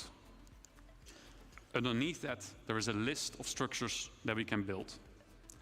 Once you have chosen a structure, you'll drag it onto the terrain, that will be shown then as a physicalized hologram. From here, you can move and rotate to find the perfect position for your structure. Now that we have chosen a position for our structure, we will need to supply it with crafting materials. Just like the crafting interface that we saw earlier, this is where you choose the materials, and the better materials you choose will result in a better structure. Once you're ready, we'll hit the craft button on the right bottom to send the construction drones printing to the buildings. The automated construction drones will take off from the construction graph card and fly to nearby resources to fill their internal storage and then fly over to the construction site to print the building until their internal storage has been depleted. The construction drone then repeats the loop by filling its internal storage again by nearby resources. Printing buildings will take some time. Keep the construction supplied so that you don't delay the process any further. Let's say our building did just finish printing, then what? Then we need power. We need to power the building. All structures will have an unpowered and a powered state that we can manage inside the resource manager. To provide structures with power, we can easily link generators to structures that need power in the resource management menu within Construction ER. We can also link multiple buildings together. You know what they didn't? I don't think they've really talked too much about here is how we generate power. Maybe they haven't. It's slipping my mind, at least for CitizenCon this last year. But if you go back to the previous year, the base building panel, it had a slide about power here. Look at the things it talks about. Solar panels make a ton of sense, right? That makes so much freaking sense. Windmills, yeah, I could see that. Batteries, obviously, so we would have to, I don't know, figure out a way to transfer power to the batteries. Fusion power, okay, how does fusion power? Fuel generator makes a ton of sense. You just basically have to transport fuel. Yeah, hydrogen fuel generators that just make the power. Geothermal power. So a couple of these are really interesting. They talked about fuel, the geothermal, the fuel generators. Okay, cool. So besides fuel, that does make a ton of sense. These are really interesting. Let's skip fusion power because I'm not even gonna specify on that or try and speculate on that. Batteries make a ton of sense. Those are already in the ships. That's what engineering was waiting for to work. Batteries will work as batteries actually work in this game, and we will be able to charge and deplete them. That's actually how we're supposed to be doing. That's how we're supposed to be doing the missions that got delayed, the repair missions that got delayed from the outposts. I have a really interesting clip that I might be able to find that shows the very first times they were testing batteries. Let's see. It's really long ago. And I don't think... What would that be under? security. I think it was they were testing them with security systems.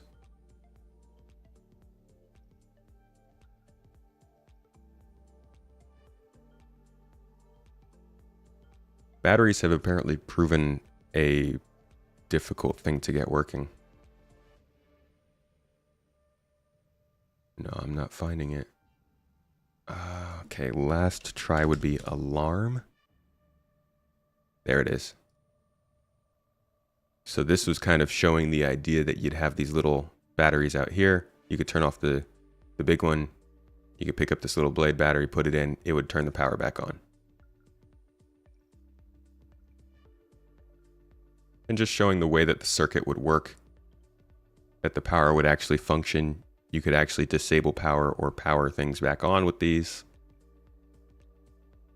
So yeah, this was like the first attempt at relays and batteries and like a power system, or one of the first attempts. And it's going to be blown up all the way to the size of bases. Solar panels interesting because like you could basically put your base on a moon or a planet that never sees darkness. Like you could have a base that is focused entirely on generating power and then sell batteries. You could have all your bases everywhere else on the entire planet that don't have their own ways of generating power, and then you could have one base that's all solar panels up at the top at the pole or something. I don't know, somewhere where the sun never goes down, and just ship power back and forth. You could do the same with windmills if there's a more windy location. I don't know how that's going to work with dynamic weather, but we'll see. Geothermal is also an interesting one because I'm wondering, are we going to get geothermal readings? Are you just going to show us this is a place where a geothermal power plant could go? How does that work? Yeah, buildings will degrade over time.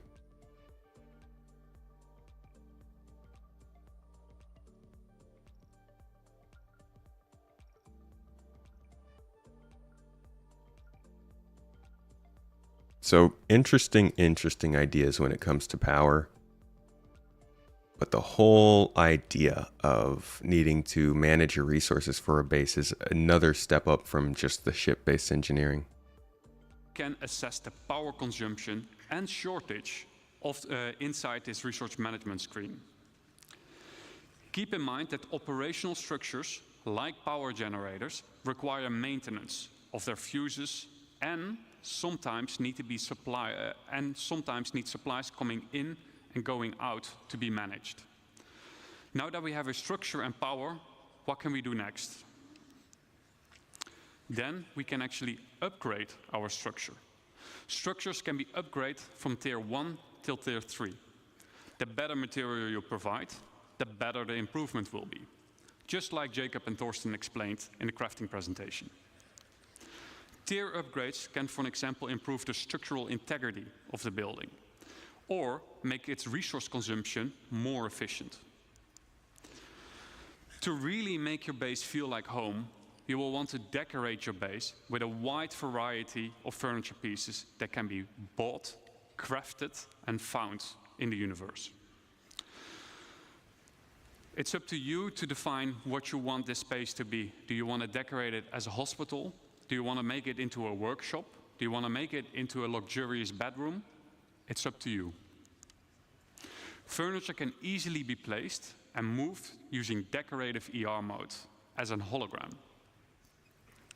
This is so your furniture can easily fit through doors. This feature is accessible through nearby construction devices, allowing you to place down furniture pieces or even crafting machines that otherwise wouldn't fit through the door. And you get to place them directly from your local inventory. Thank you very much. Or settling in Pyro for that matter. Hey, yeah, thank you guys for the subs. Wow.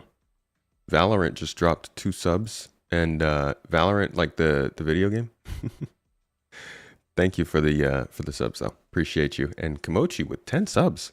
Just gifted them out. Appreciate you. Mac lock their furniture into place so that only you and your friends get to rearrange your decorations. Stream Santa moment. Best of all, Can we get Santa in chat, please? decorative ER is not exclusive to base building Santo and Metal. can also be used for personal hangars and ships. This is going to be really nice because currently trying to place things in the game is awful. I can't wait for that. I think that this is the extent of base building we would see in 2025 if we saw it. Then there's also crafting, though. This I'm a little bit less sure of. Oh, look at all the Santas. Oh, we don't have a Santa command. We probably need that, don't we? They don't talk too much about crafting, but crafting is like the same as base building, and we technically kind of do it in the Vulture already. So I don't really know what the story is with crafting. I'm not sure where they are, like where they're going with it. I guess they actually showed more base building in the engine than they showed crafting. I imagine crafting would depend entirely on this whole material system coming in. And I think of it, base building might depend on that too. So whenever this does happen, whatever way they do it, whether it's this year, well, 2025, or the following year, it's going to be a really, really big moment because it's going to have to update all these things like materials, which that's going to touch everything, every single thing. That's going to touch shipping. As cargo haulers, materials will suddenly change their value. Is it going to touch salvage? What you can look for while you're salvaging? Mining? The whole point of mining. It's going to touch base building, obviously, and what players are actually doing with their time, missions, or building bases and stuff like that. Like, I think up until now, I've just kind of underestimated how big the update is going to be, where they even make the initial patch for this system because of the way it's going to have to change materials. Hey, thank you for the membership for 22 months. Callaghan, you've been here on YouTube, supporting the channel. Thank you. 4.0 launch has been way better than 3.0's in your opinion, and you are excited for how the game will grow in 4.x, even if we don't get everything from CitizenCon. You are pumped. I'm certainly glad that it's gone. It could have gone better, but I'm glad it's gone as well as it has and not worse. Hopefully they can get things figured out pretty quickly so that everybody who's having problems can get into the game and actually play.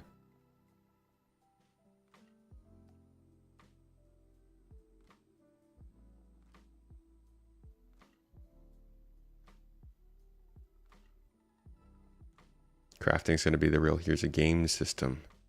Because it suddenly gives meaning to everything. Yeah. Do I think we'll get crafting without player refining? I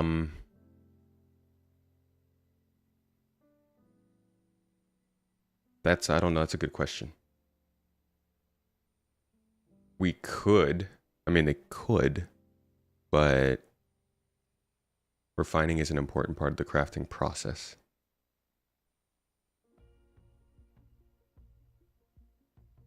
Could they launch base building without crafting? I think so. Yes. Because when they launch base building, they're introducing new assets for us to work with. For crafting, they'd have to go back into all the assets that already exist and rework those. So there might be reasons to launch one without the other.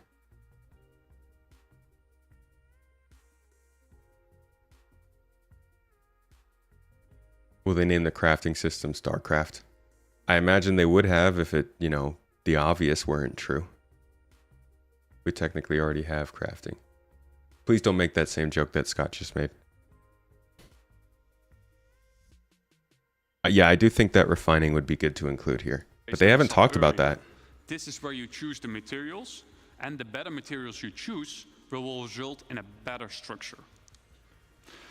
Once you're ready, we'll hit the craft button on the right bottom to send the construction drones printing to the buildings. The automated construction drones will take off from the construction graph card and fly to nearby resources to fill their internal storage and then fly over to the construction site to print the building until their internal storage has been depleted. The construction drone then repeats the loop by filling its internal storage again by nearby resources. Printing buildings will take some time. Keep the construction supplied so that you don't delay the process any further.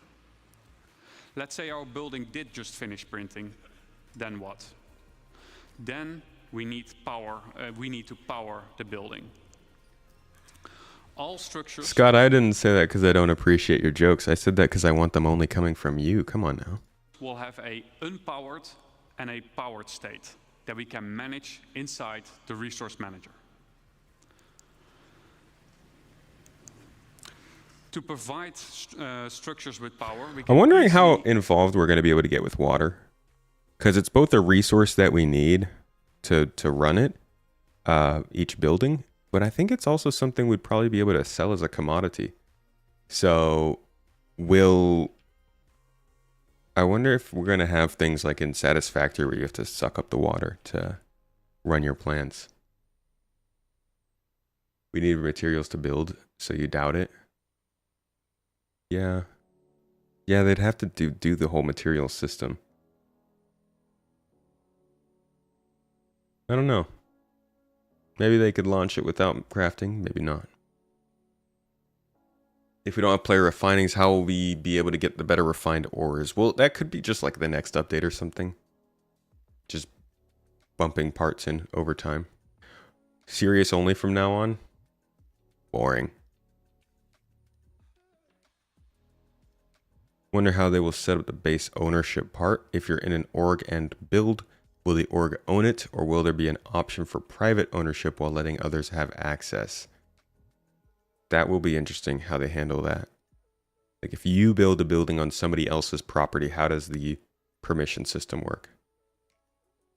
Basic crafting using RMC only? I think they could do that, yeah. I mean, I wonder if there's anything stopping them from making recipes with what we have right now.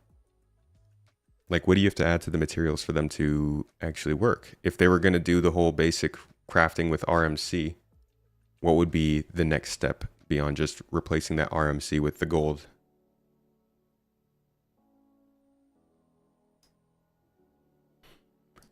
Let's look at crafting. Let's look at what crafting takes. Because up here they talk about the actual process of doing it.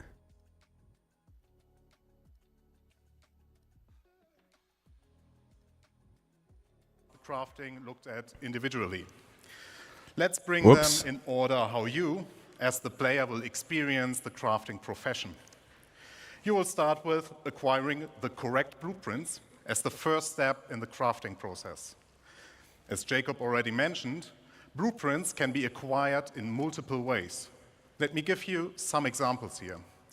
You can purchase commonly available blueprints, earn them from reputation and mission rewards, or even find them in loot crates.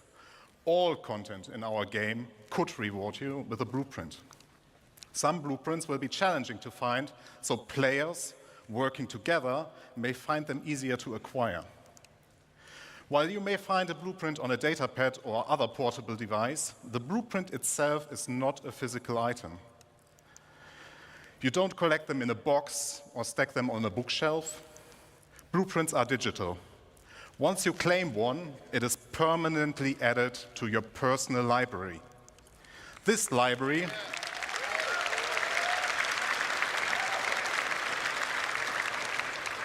is persistent to your character, and every blueprint you claim is yours forever. They cannot be stolen or traded once claimed. But it does not just end with acquiring blueprints. Those tiers of quality that Jacob mentioned are unlocked through blueprint research. Research requires a research data bank which can upgrade your blueprints. Upgrading here means that you unlock a blueprint that allows you to create a better, higher tier version of the same item using more advanced materials. Note, you will still have access to the lower tier versions if you want to craft the cheaper version. In order to upgrade a blueprint, you may need to perform certain actions. In this example, we need to craft 100-volt pistols and have one with a higher fire rate. Other examples would be collect resources, complete missions, or acquire research data from the Science Guild. Research is time-intensive, in addition to the action requirements. It will take time for the research data bank to process your research data and unlock the upgrade. You are also limited in how many research projects you can pursue at once. Now that you have your blueprint and you decided what to craft, you also know what resources to look for. Every blueprint you find will have unique requirements in their resource needs. It will not just be, you need iron. We want to make use of the professions we have to meaningfully involve them in the crafting process.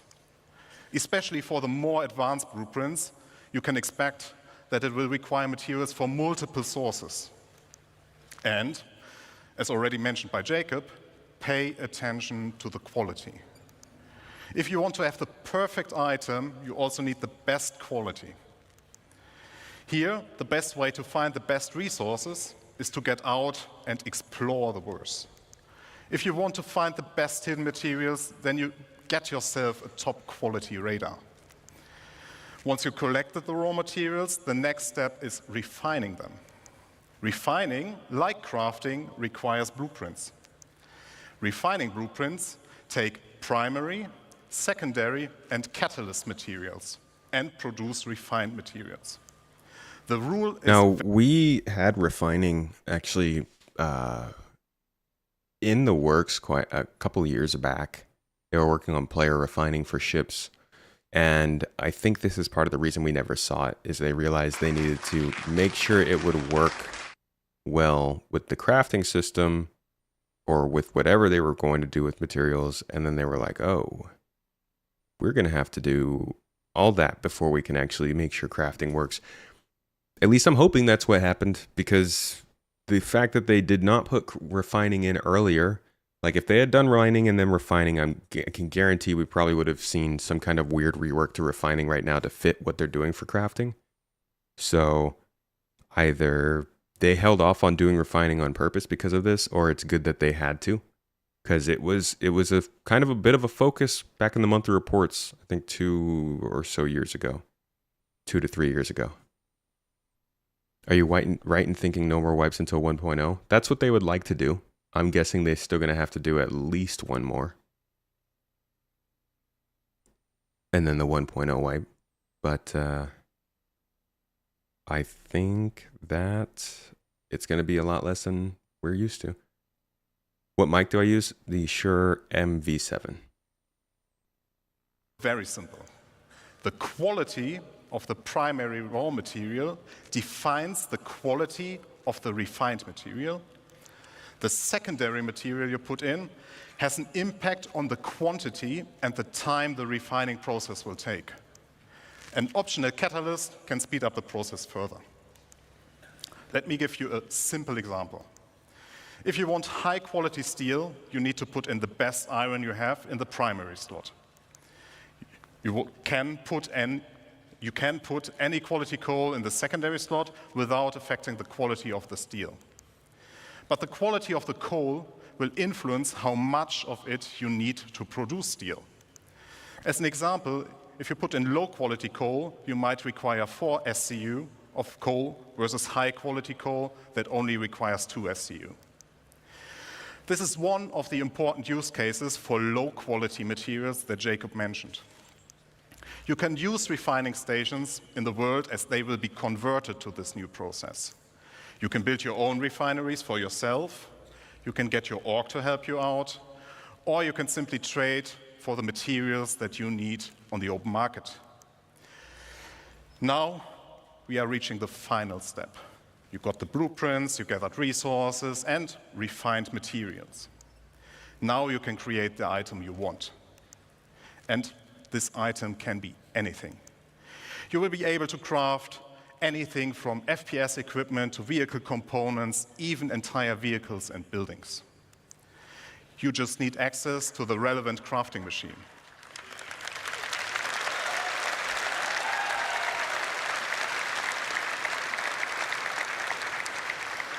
Talking about crafting machines, we will have a variety for you that differ in what process they can support. like a refinery or a dedicated vehicle crafting machine. You will also find them in various places. There will be communal ones like the station refineries you already know, player-owned that can be in your personal hangar, a vehicle, or your base. As all that we have talked about just now, these crafting machines also come in tiers. Here, the tiers will affect how well those machines do their job. You will not only progress in the products you produce, but also in the infrastructure to produce your wares. Just to give you an idea what you will encounter, here are some examples of the crafting machines. There is the nutrition fabricator, the chemical fabricator, an item fabricator, and even fabricators of a much larger scale we will talk about later.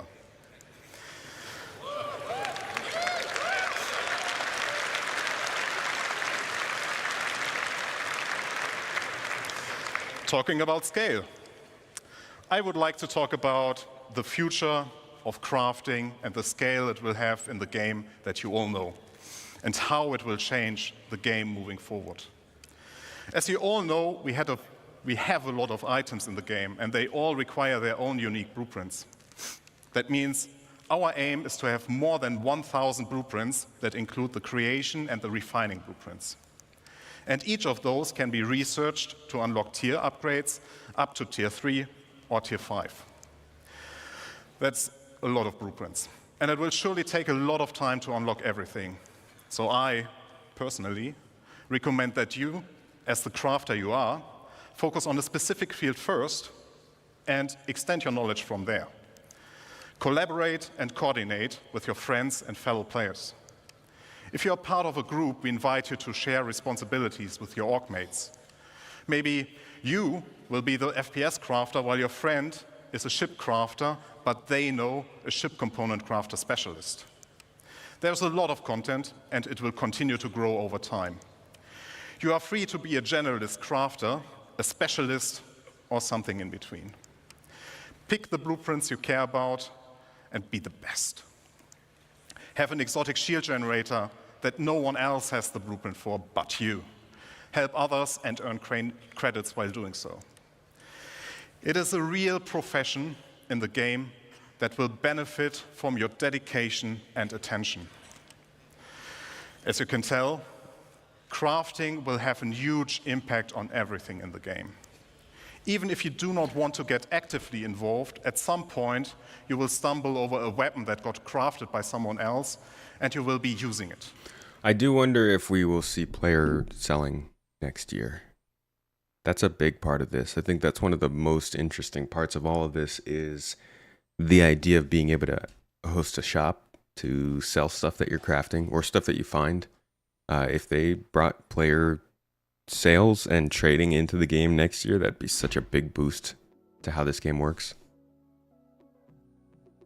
Question is how will this or any economy survive this? Depending on resource density, the economy will crash sooner or later.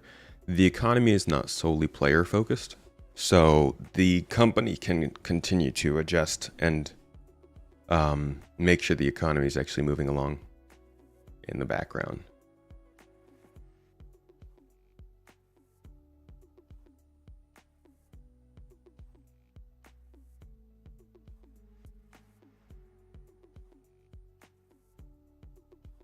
Would you trust every buyer?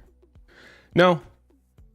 So, preferably they'd also have the reputation system in too.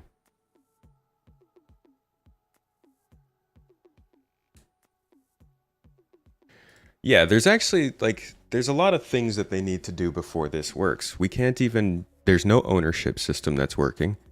There's no real good trading system that's working. Beacons aren't really working. The material system obviously needs to get some work. The economy needs to be working. There's a lot of stuff that has to be functional for this to actually work in terms of at least the selling. So maybe that ends up coming a little bit later. Maybe they just focus on the very specific base building that they're doing right now. But I think that's partially why crafting is a little bit more difficult, maybe because it's more based on the idea that you're making stuff for other people and not just yourself. You can make a base for other people, but it's not as common.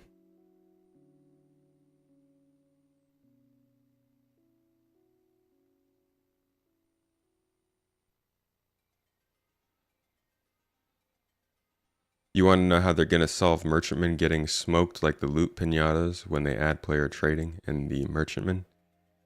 Skill. Staying in the right place, having the right escort. Turret gunners.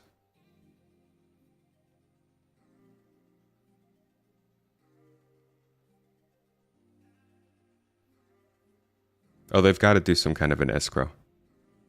I could have sworn that's what they were doing for something. Did they not set up an escrow? Oh, yeah. That's how they were doing it for refueling. They just need to take that system and apply it to actually giving stuff. Is base building meant to come next year? It's a possibility. Doesn't mean it will. It might come by the end of next year.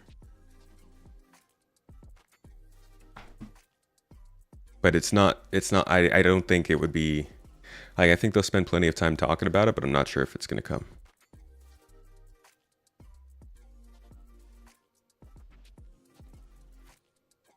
Next up is server meshing. Server meshing is open to the public with 4.0. It's having its problems, obviously, and it's also having its successes. It has successfully expanded the size of game instances in Star Citizen by 400%. Wait, no, by 500 to 600%. It has made the game run more smoothly in terms of the server frame rate. But it also has plenty of login issues for some people. There are some input lag problems going on. It's not all perfect, but it's out.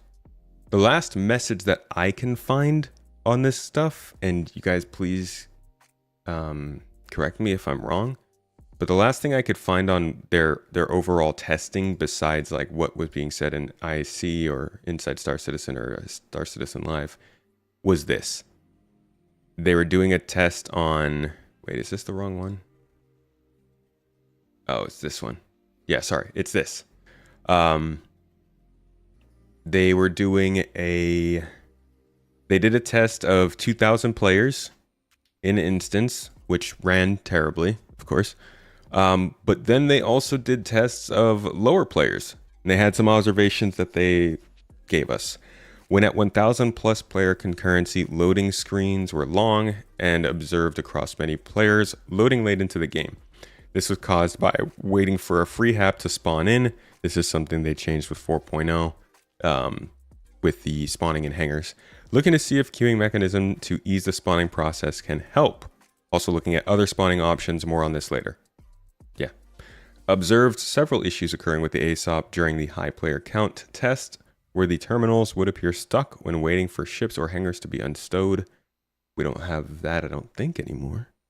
Some players were seen quantum jumping through a server boundary but never actually pivot to the new authority, causing them to be effectively lost. Appeared as if no controls worked. Investigation underway. I haven't encountered that one either. Guessing they got that one figured out. I mean, this is all before the testing even went to Evocati. So obviously, a lot of work was done since this report, and there have been other things they've said about server meshing since then, but I was looking for some specific messaging from Balt, aka Benoit, about their dynamic. Maybe I could do a search on that in a second. A game server with 400 players went through successful server crash recovery. The team cheered. So that's really what we landed on, was like 5 to 600 players. So they were testing at 6 servers with 800 players at that point. We ended up going back down to 5 to 600 players, I think 8 servers maybe, or something like that at this point.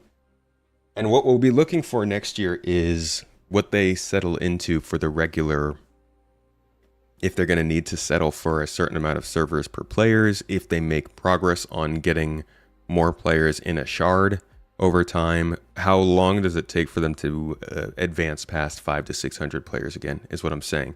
And I think that's not been talked about as much for next year, because we're still talking about like getting 4.0 stable with that number of players. but I do think that's an important thing to keep in mind for next year. I'm going to do a quick search real quick and see if I can find the part where he was talking about dynamic server meshing. Just a real quick search. Using Starchives here. Definitely take advantage of it. If you've never used it, it's good for finding stuff. But it's not there. So I don't have that information, but they've also said that they have been doing a lot of testing in tech to lead to dynamic server meshing. So that might also be a topic next year of where are things with progress on dynamic server meshing. Arctic Wolf, you've had that loss of control issue. Did it end up coming back to you? I've also had some loss of control, but it always came back.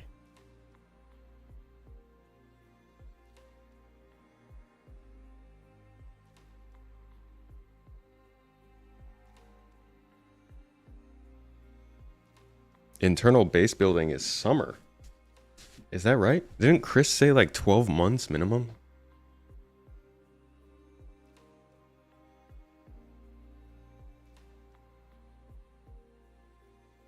New inventory system would be great.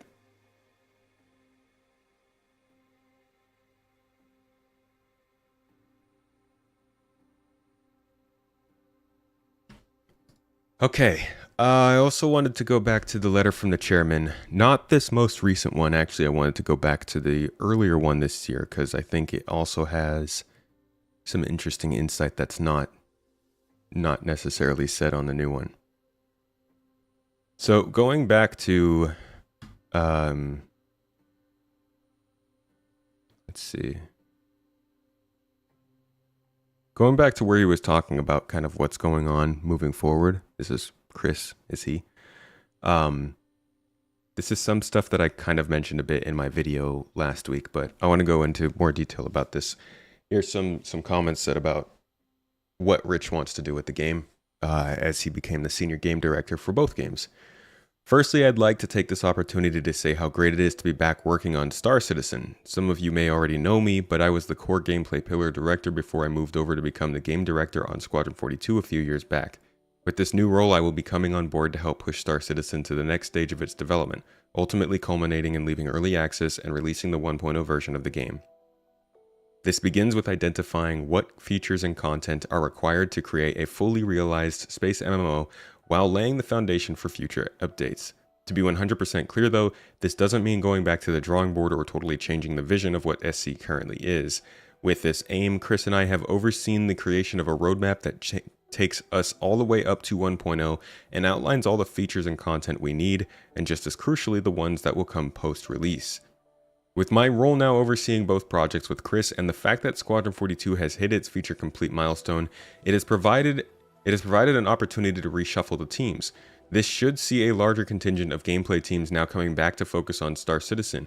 We've also taken the opportunity to move away from heavily specialized teams like actor feature and vehicle feature to more generic gameplay teams that should allow us to be a lot more flexible and shoulder some of the heavier burdens those teams used to carry. While these teams will still be instrumental in shipping Squadron 42, they will now be focused on bringing all the existing features over to Star Citizen, as well as working on brand new features like base building and crafting to help round out the 1.0 experience. With every release going forward, the intention is to move ourselves closer to that end goal, so you should expect to see large updates each quarter, with many changes to systems that have not been touched in a long time like economy, insurance, etc. Alongside a whole suite of quality of life improvements to things like inventory, missions, mobiGlass, etc., coupled with totally brand new features and content. We have set very ambitious goals for ourselves internally, both for the game and technology teams, but Chris and I truly believe they are achievable, and hopefully you can start to see that progress starting with 323 and beyond. So a lot of that didn't pan out quite how he wanted it to, at least not yet. The idea that the teams would come over from Squadron 42 to focus on Star Citizen hasn't happened. It has happened to some extent, but devs have been going back and forth. It hasn't been as clear cut of a transition as they wanted, and I really don't think we've seen the results of that on the PU anyways just yet. Going back to the regular cadence of 4 updates per year is actually pretty important, because I think there's a pretty decent amount of the Star Citizen community now that just doesn't even know that's a thing. Like if we go all the way back to the beginning, March 31st, 2018, you can see that they had an update in this quarter, and then an update in the next quarter, and then an update kind of in the next quarter. It's like a little late because June to November, you're 4 months instead of 3. Huh? June, July, August, September, October, November, 5 months. Yikes. Yeah, that first year was rough. And then one in December, April, July, October, December, April, August, October, December, April, August, November, December. And then we get to 2022 where 318 happened. So starting at the beginning of 2022, really. Yeah, 316 was our last normal update. So anybody really who's joined since 2022 has not experienced what Star Citizen's development was supposed to feel like, which was a regular update every 3 months that would bring something actually consistent to the game. Now, I'm not saying that those previous updates were amazing. These were adding a whole bunch of like really basic kinds of things that were rather scattershot. But they did, they brought some changes. It's just that the consistency of that and the understanding of how updates worked broke down a lot when 317 hit, and the update landed in April. And we got 317.2 that summer, which was the size of one of these normal updates, but not an actual new update. So 318 didn't show up until March. After that, we got 319, sure, and 320. But then we get 321 and 322, and this is like 3 updates split up because they were so light. 319 was just trying to fix 318, so it wasn't like the real deal. And then we got 3.23 in May instead of in March, and 324 took till August, but it was really just part 2 of 323, and then 4.0 came at the end of this year, but it's kind of lost some features to 324, so really we just got like 2 updates this year. It's just been different. So that point of them wanting to go back to 4 updates a year is something that I think we should be very, very closely watching. And next year, it would be good to see 4 solid updates at the time that they're expected with decent amounts of change for players to sink their teeth into and some solid quality of life. Every year for the past 5 years, they've made out a new company restructure will lead to faster development. You need proof before you believe it. You don't need to believe it, but this restructure makes a lot of sense. I'm actually working on a video that talks about how this is a little bit different from their roadmap stuff a few years back. This is them, because I've been talking to game devs from other companies that are watching this happen, and they're like, yeah, they could have done this earlier, because they were structured in a way that allowed them to try to create features quickly, get them into the game, and try and test them. And now they're switching more towards a model that is like a traditional game studio, which is basically making the feature entirely themselves, building it out, and making sure it works, and then shipping it. So it's less open development. It's less we get a say on what's going on, but it is more traditional. It should be more reliable and faster. So like, I don't see why, and that does line up with everything Rich has said of what he wanted to do back then, what he wants to do now, what these letters from the chairmen say now. It's not so much that I don't trust him. I mean, this stuff all lines up and seems to make sense, and other sources from outside the company are saying the same. It's more so that I'm wondering how much of the systemic gameplay that was being sought after, that was very focused on long-term feature development, is going to take a backseat to deliver content. Not saying that's a bad thing, just something that I'm considering. You like the new direction? Rich seems to have his head screwed on from what you've seen so far. You can tell he's had an effect.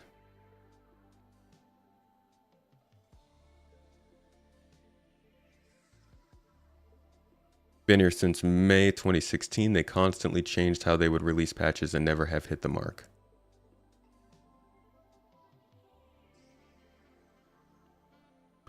They've constantly changed how they'd hit patches, but I don't think we've ever had quite the disruption that the last 2 years have been.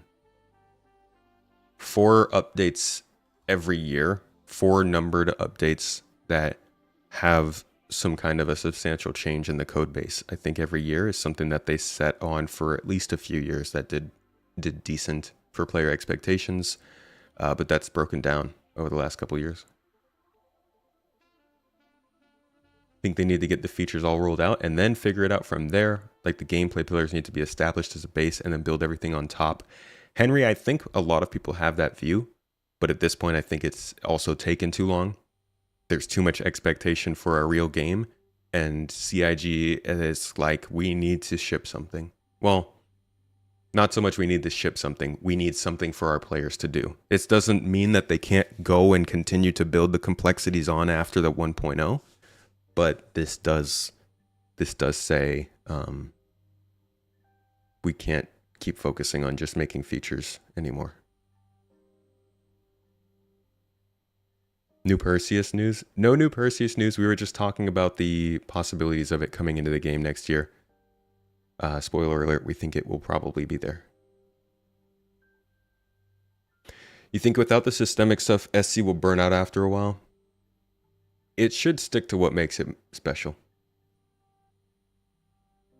Any new mission types or careers in 2025? I'm hoping. I hope we see investigation take a big step up. At least. Yeah, a game that continues to be marred in bugs and difficult to play will also dry up in funding. And they've been in this hard position of trying to run a playable alpha while developing the features, and unfortunately I don't think they were able to pull it off quite like they wanted to.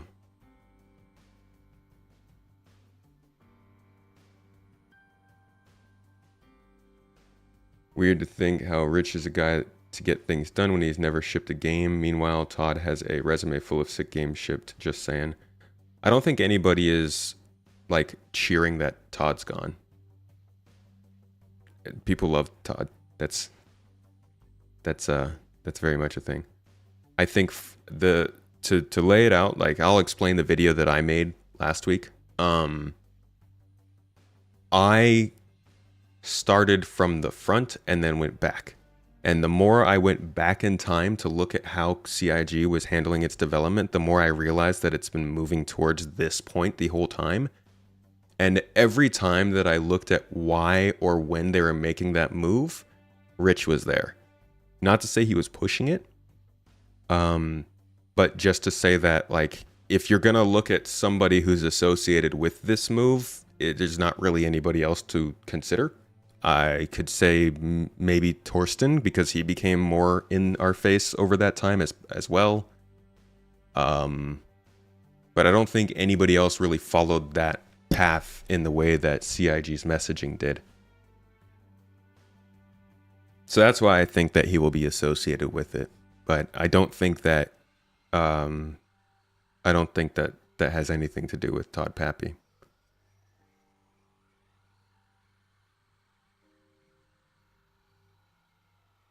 Yeah, people will have their opinions. You had better results when you reduced the camera FOIP to be zoomed in on your face. Oh, for FOIP. You felt skeptical towards Chris and maybe a little Tony Z.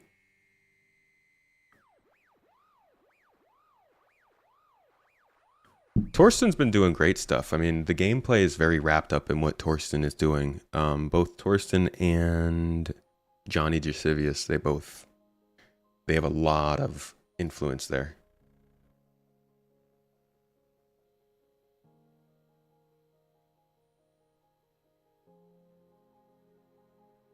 They're still building 2 games. They're getting closer to the point where there are those games are one and the same, but it still takes a lot of manpower and man hours. Yeah, agreed there, Wolf. While you agree they could have done things better, they're not struggling. The backers are still backing. They have had an astounding funding year despite all the negativity and hate. They've done some things to get that funding up, but yeah, things are still fine for them. Apparently Sandy left in 2019. You totally missed this. Did we get any insight into why? Clearly Aaron left since you never hear about him. When did that happen? Aaron? Aaron Roberts? Pretty sure Aaron Roberts is still there. He was at Bar Citizen last year. Didn't he spill some info? I don't know of any insight as to why Sandy left. I'm guessing it probably had something to do with the harassment and just not wanting to deal with it. Maybe she wanted to continue with her career in acting. Maybe she was, I don't know, pursuing other things. Yogi, someone you haven't seen in a while? I was actually just going through the dev tracker, and Yogi is in here quite a bit answering questions about flight model stuff and the UI.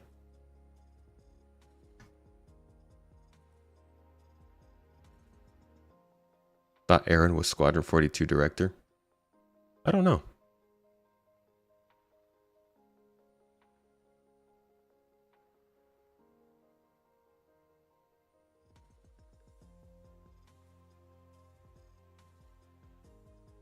It's funny that you mentioned that Sandy left in 2019. Somebody commented on my video this morning that Sandy is the problem with Star Citizen, and I'm like, dude, she doesn't even work there. Like, let it go. Yeah, see, there's a whole bunch of comments coming from Yogi over advanced flight HUD stuff going on, which was a nice touch.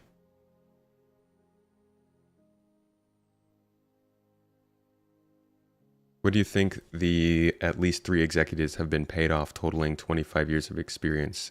25 years experience includes. Wait, what? Is that a quote from something?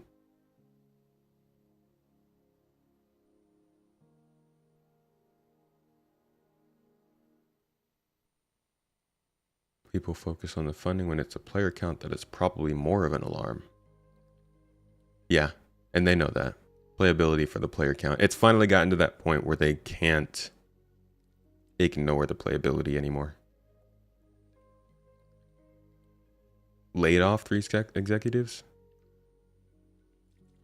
It's not great.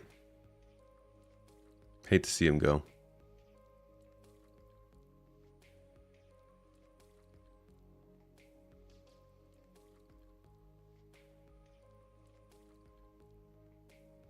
How are people feeling going into 2025? Well, I guess that's a great way to kind of wrap things up here. I haven't covered everything that we might see, obviously, next year. There's a lot that we don't know. I think the best thing to take away from this is, like, there are some really big level stuff that could be happening, but it's all sort of question mark because CIG has done the right thing and not set our expectations for next year. They've left us with a kind of functional 4.0. And the promise that it will be fixed in the new year and running better, but nothing else beyond that. And I think that's probably a good idea on their part. They need to sit down for January, figure out what's going on, what they have available, what they don't, and what they can do before they start setting our expectations for what's going to happen. Because I'm betting that by March or April of last year, they were really regretting doing that. So I don't know if they'll tell us what's actually coming at any point. But these are, I think, some of the big things we can expect. I also think FPS scanning would probably be something that we'll see. Literally just popped up in chat. Yeah, quantum travel could be something. Quantum boost. I do think we'll see some more missions and just some more opportunities to play. I don't know, the big thing that's sticking out for me that I don't know what to say about is all of this stuff. Like all of the new social apps. If anything, I would say this is one of those things that they should get in next year. At the very least, VoIP updates should be one of the highest priorities in the company right now. So this was all conceptual stuff when they showed it at CitizenCon. I don't know what they have planned for this. So we'll have to see, but maybe we'll also see some new social apps kind of stuff next year. I don't expect any floodgates.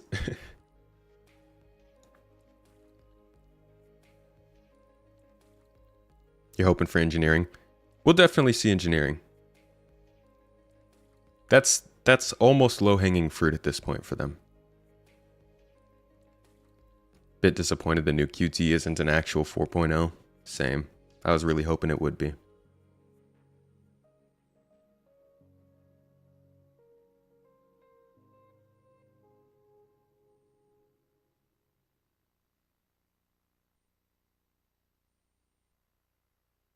Just wait.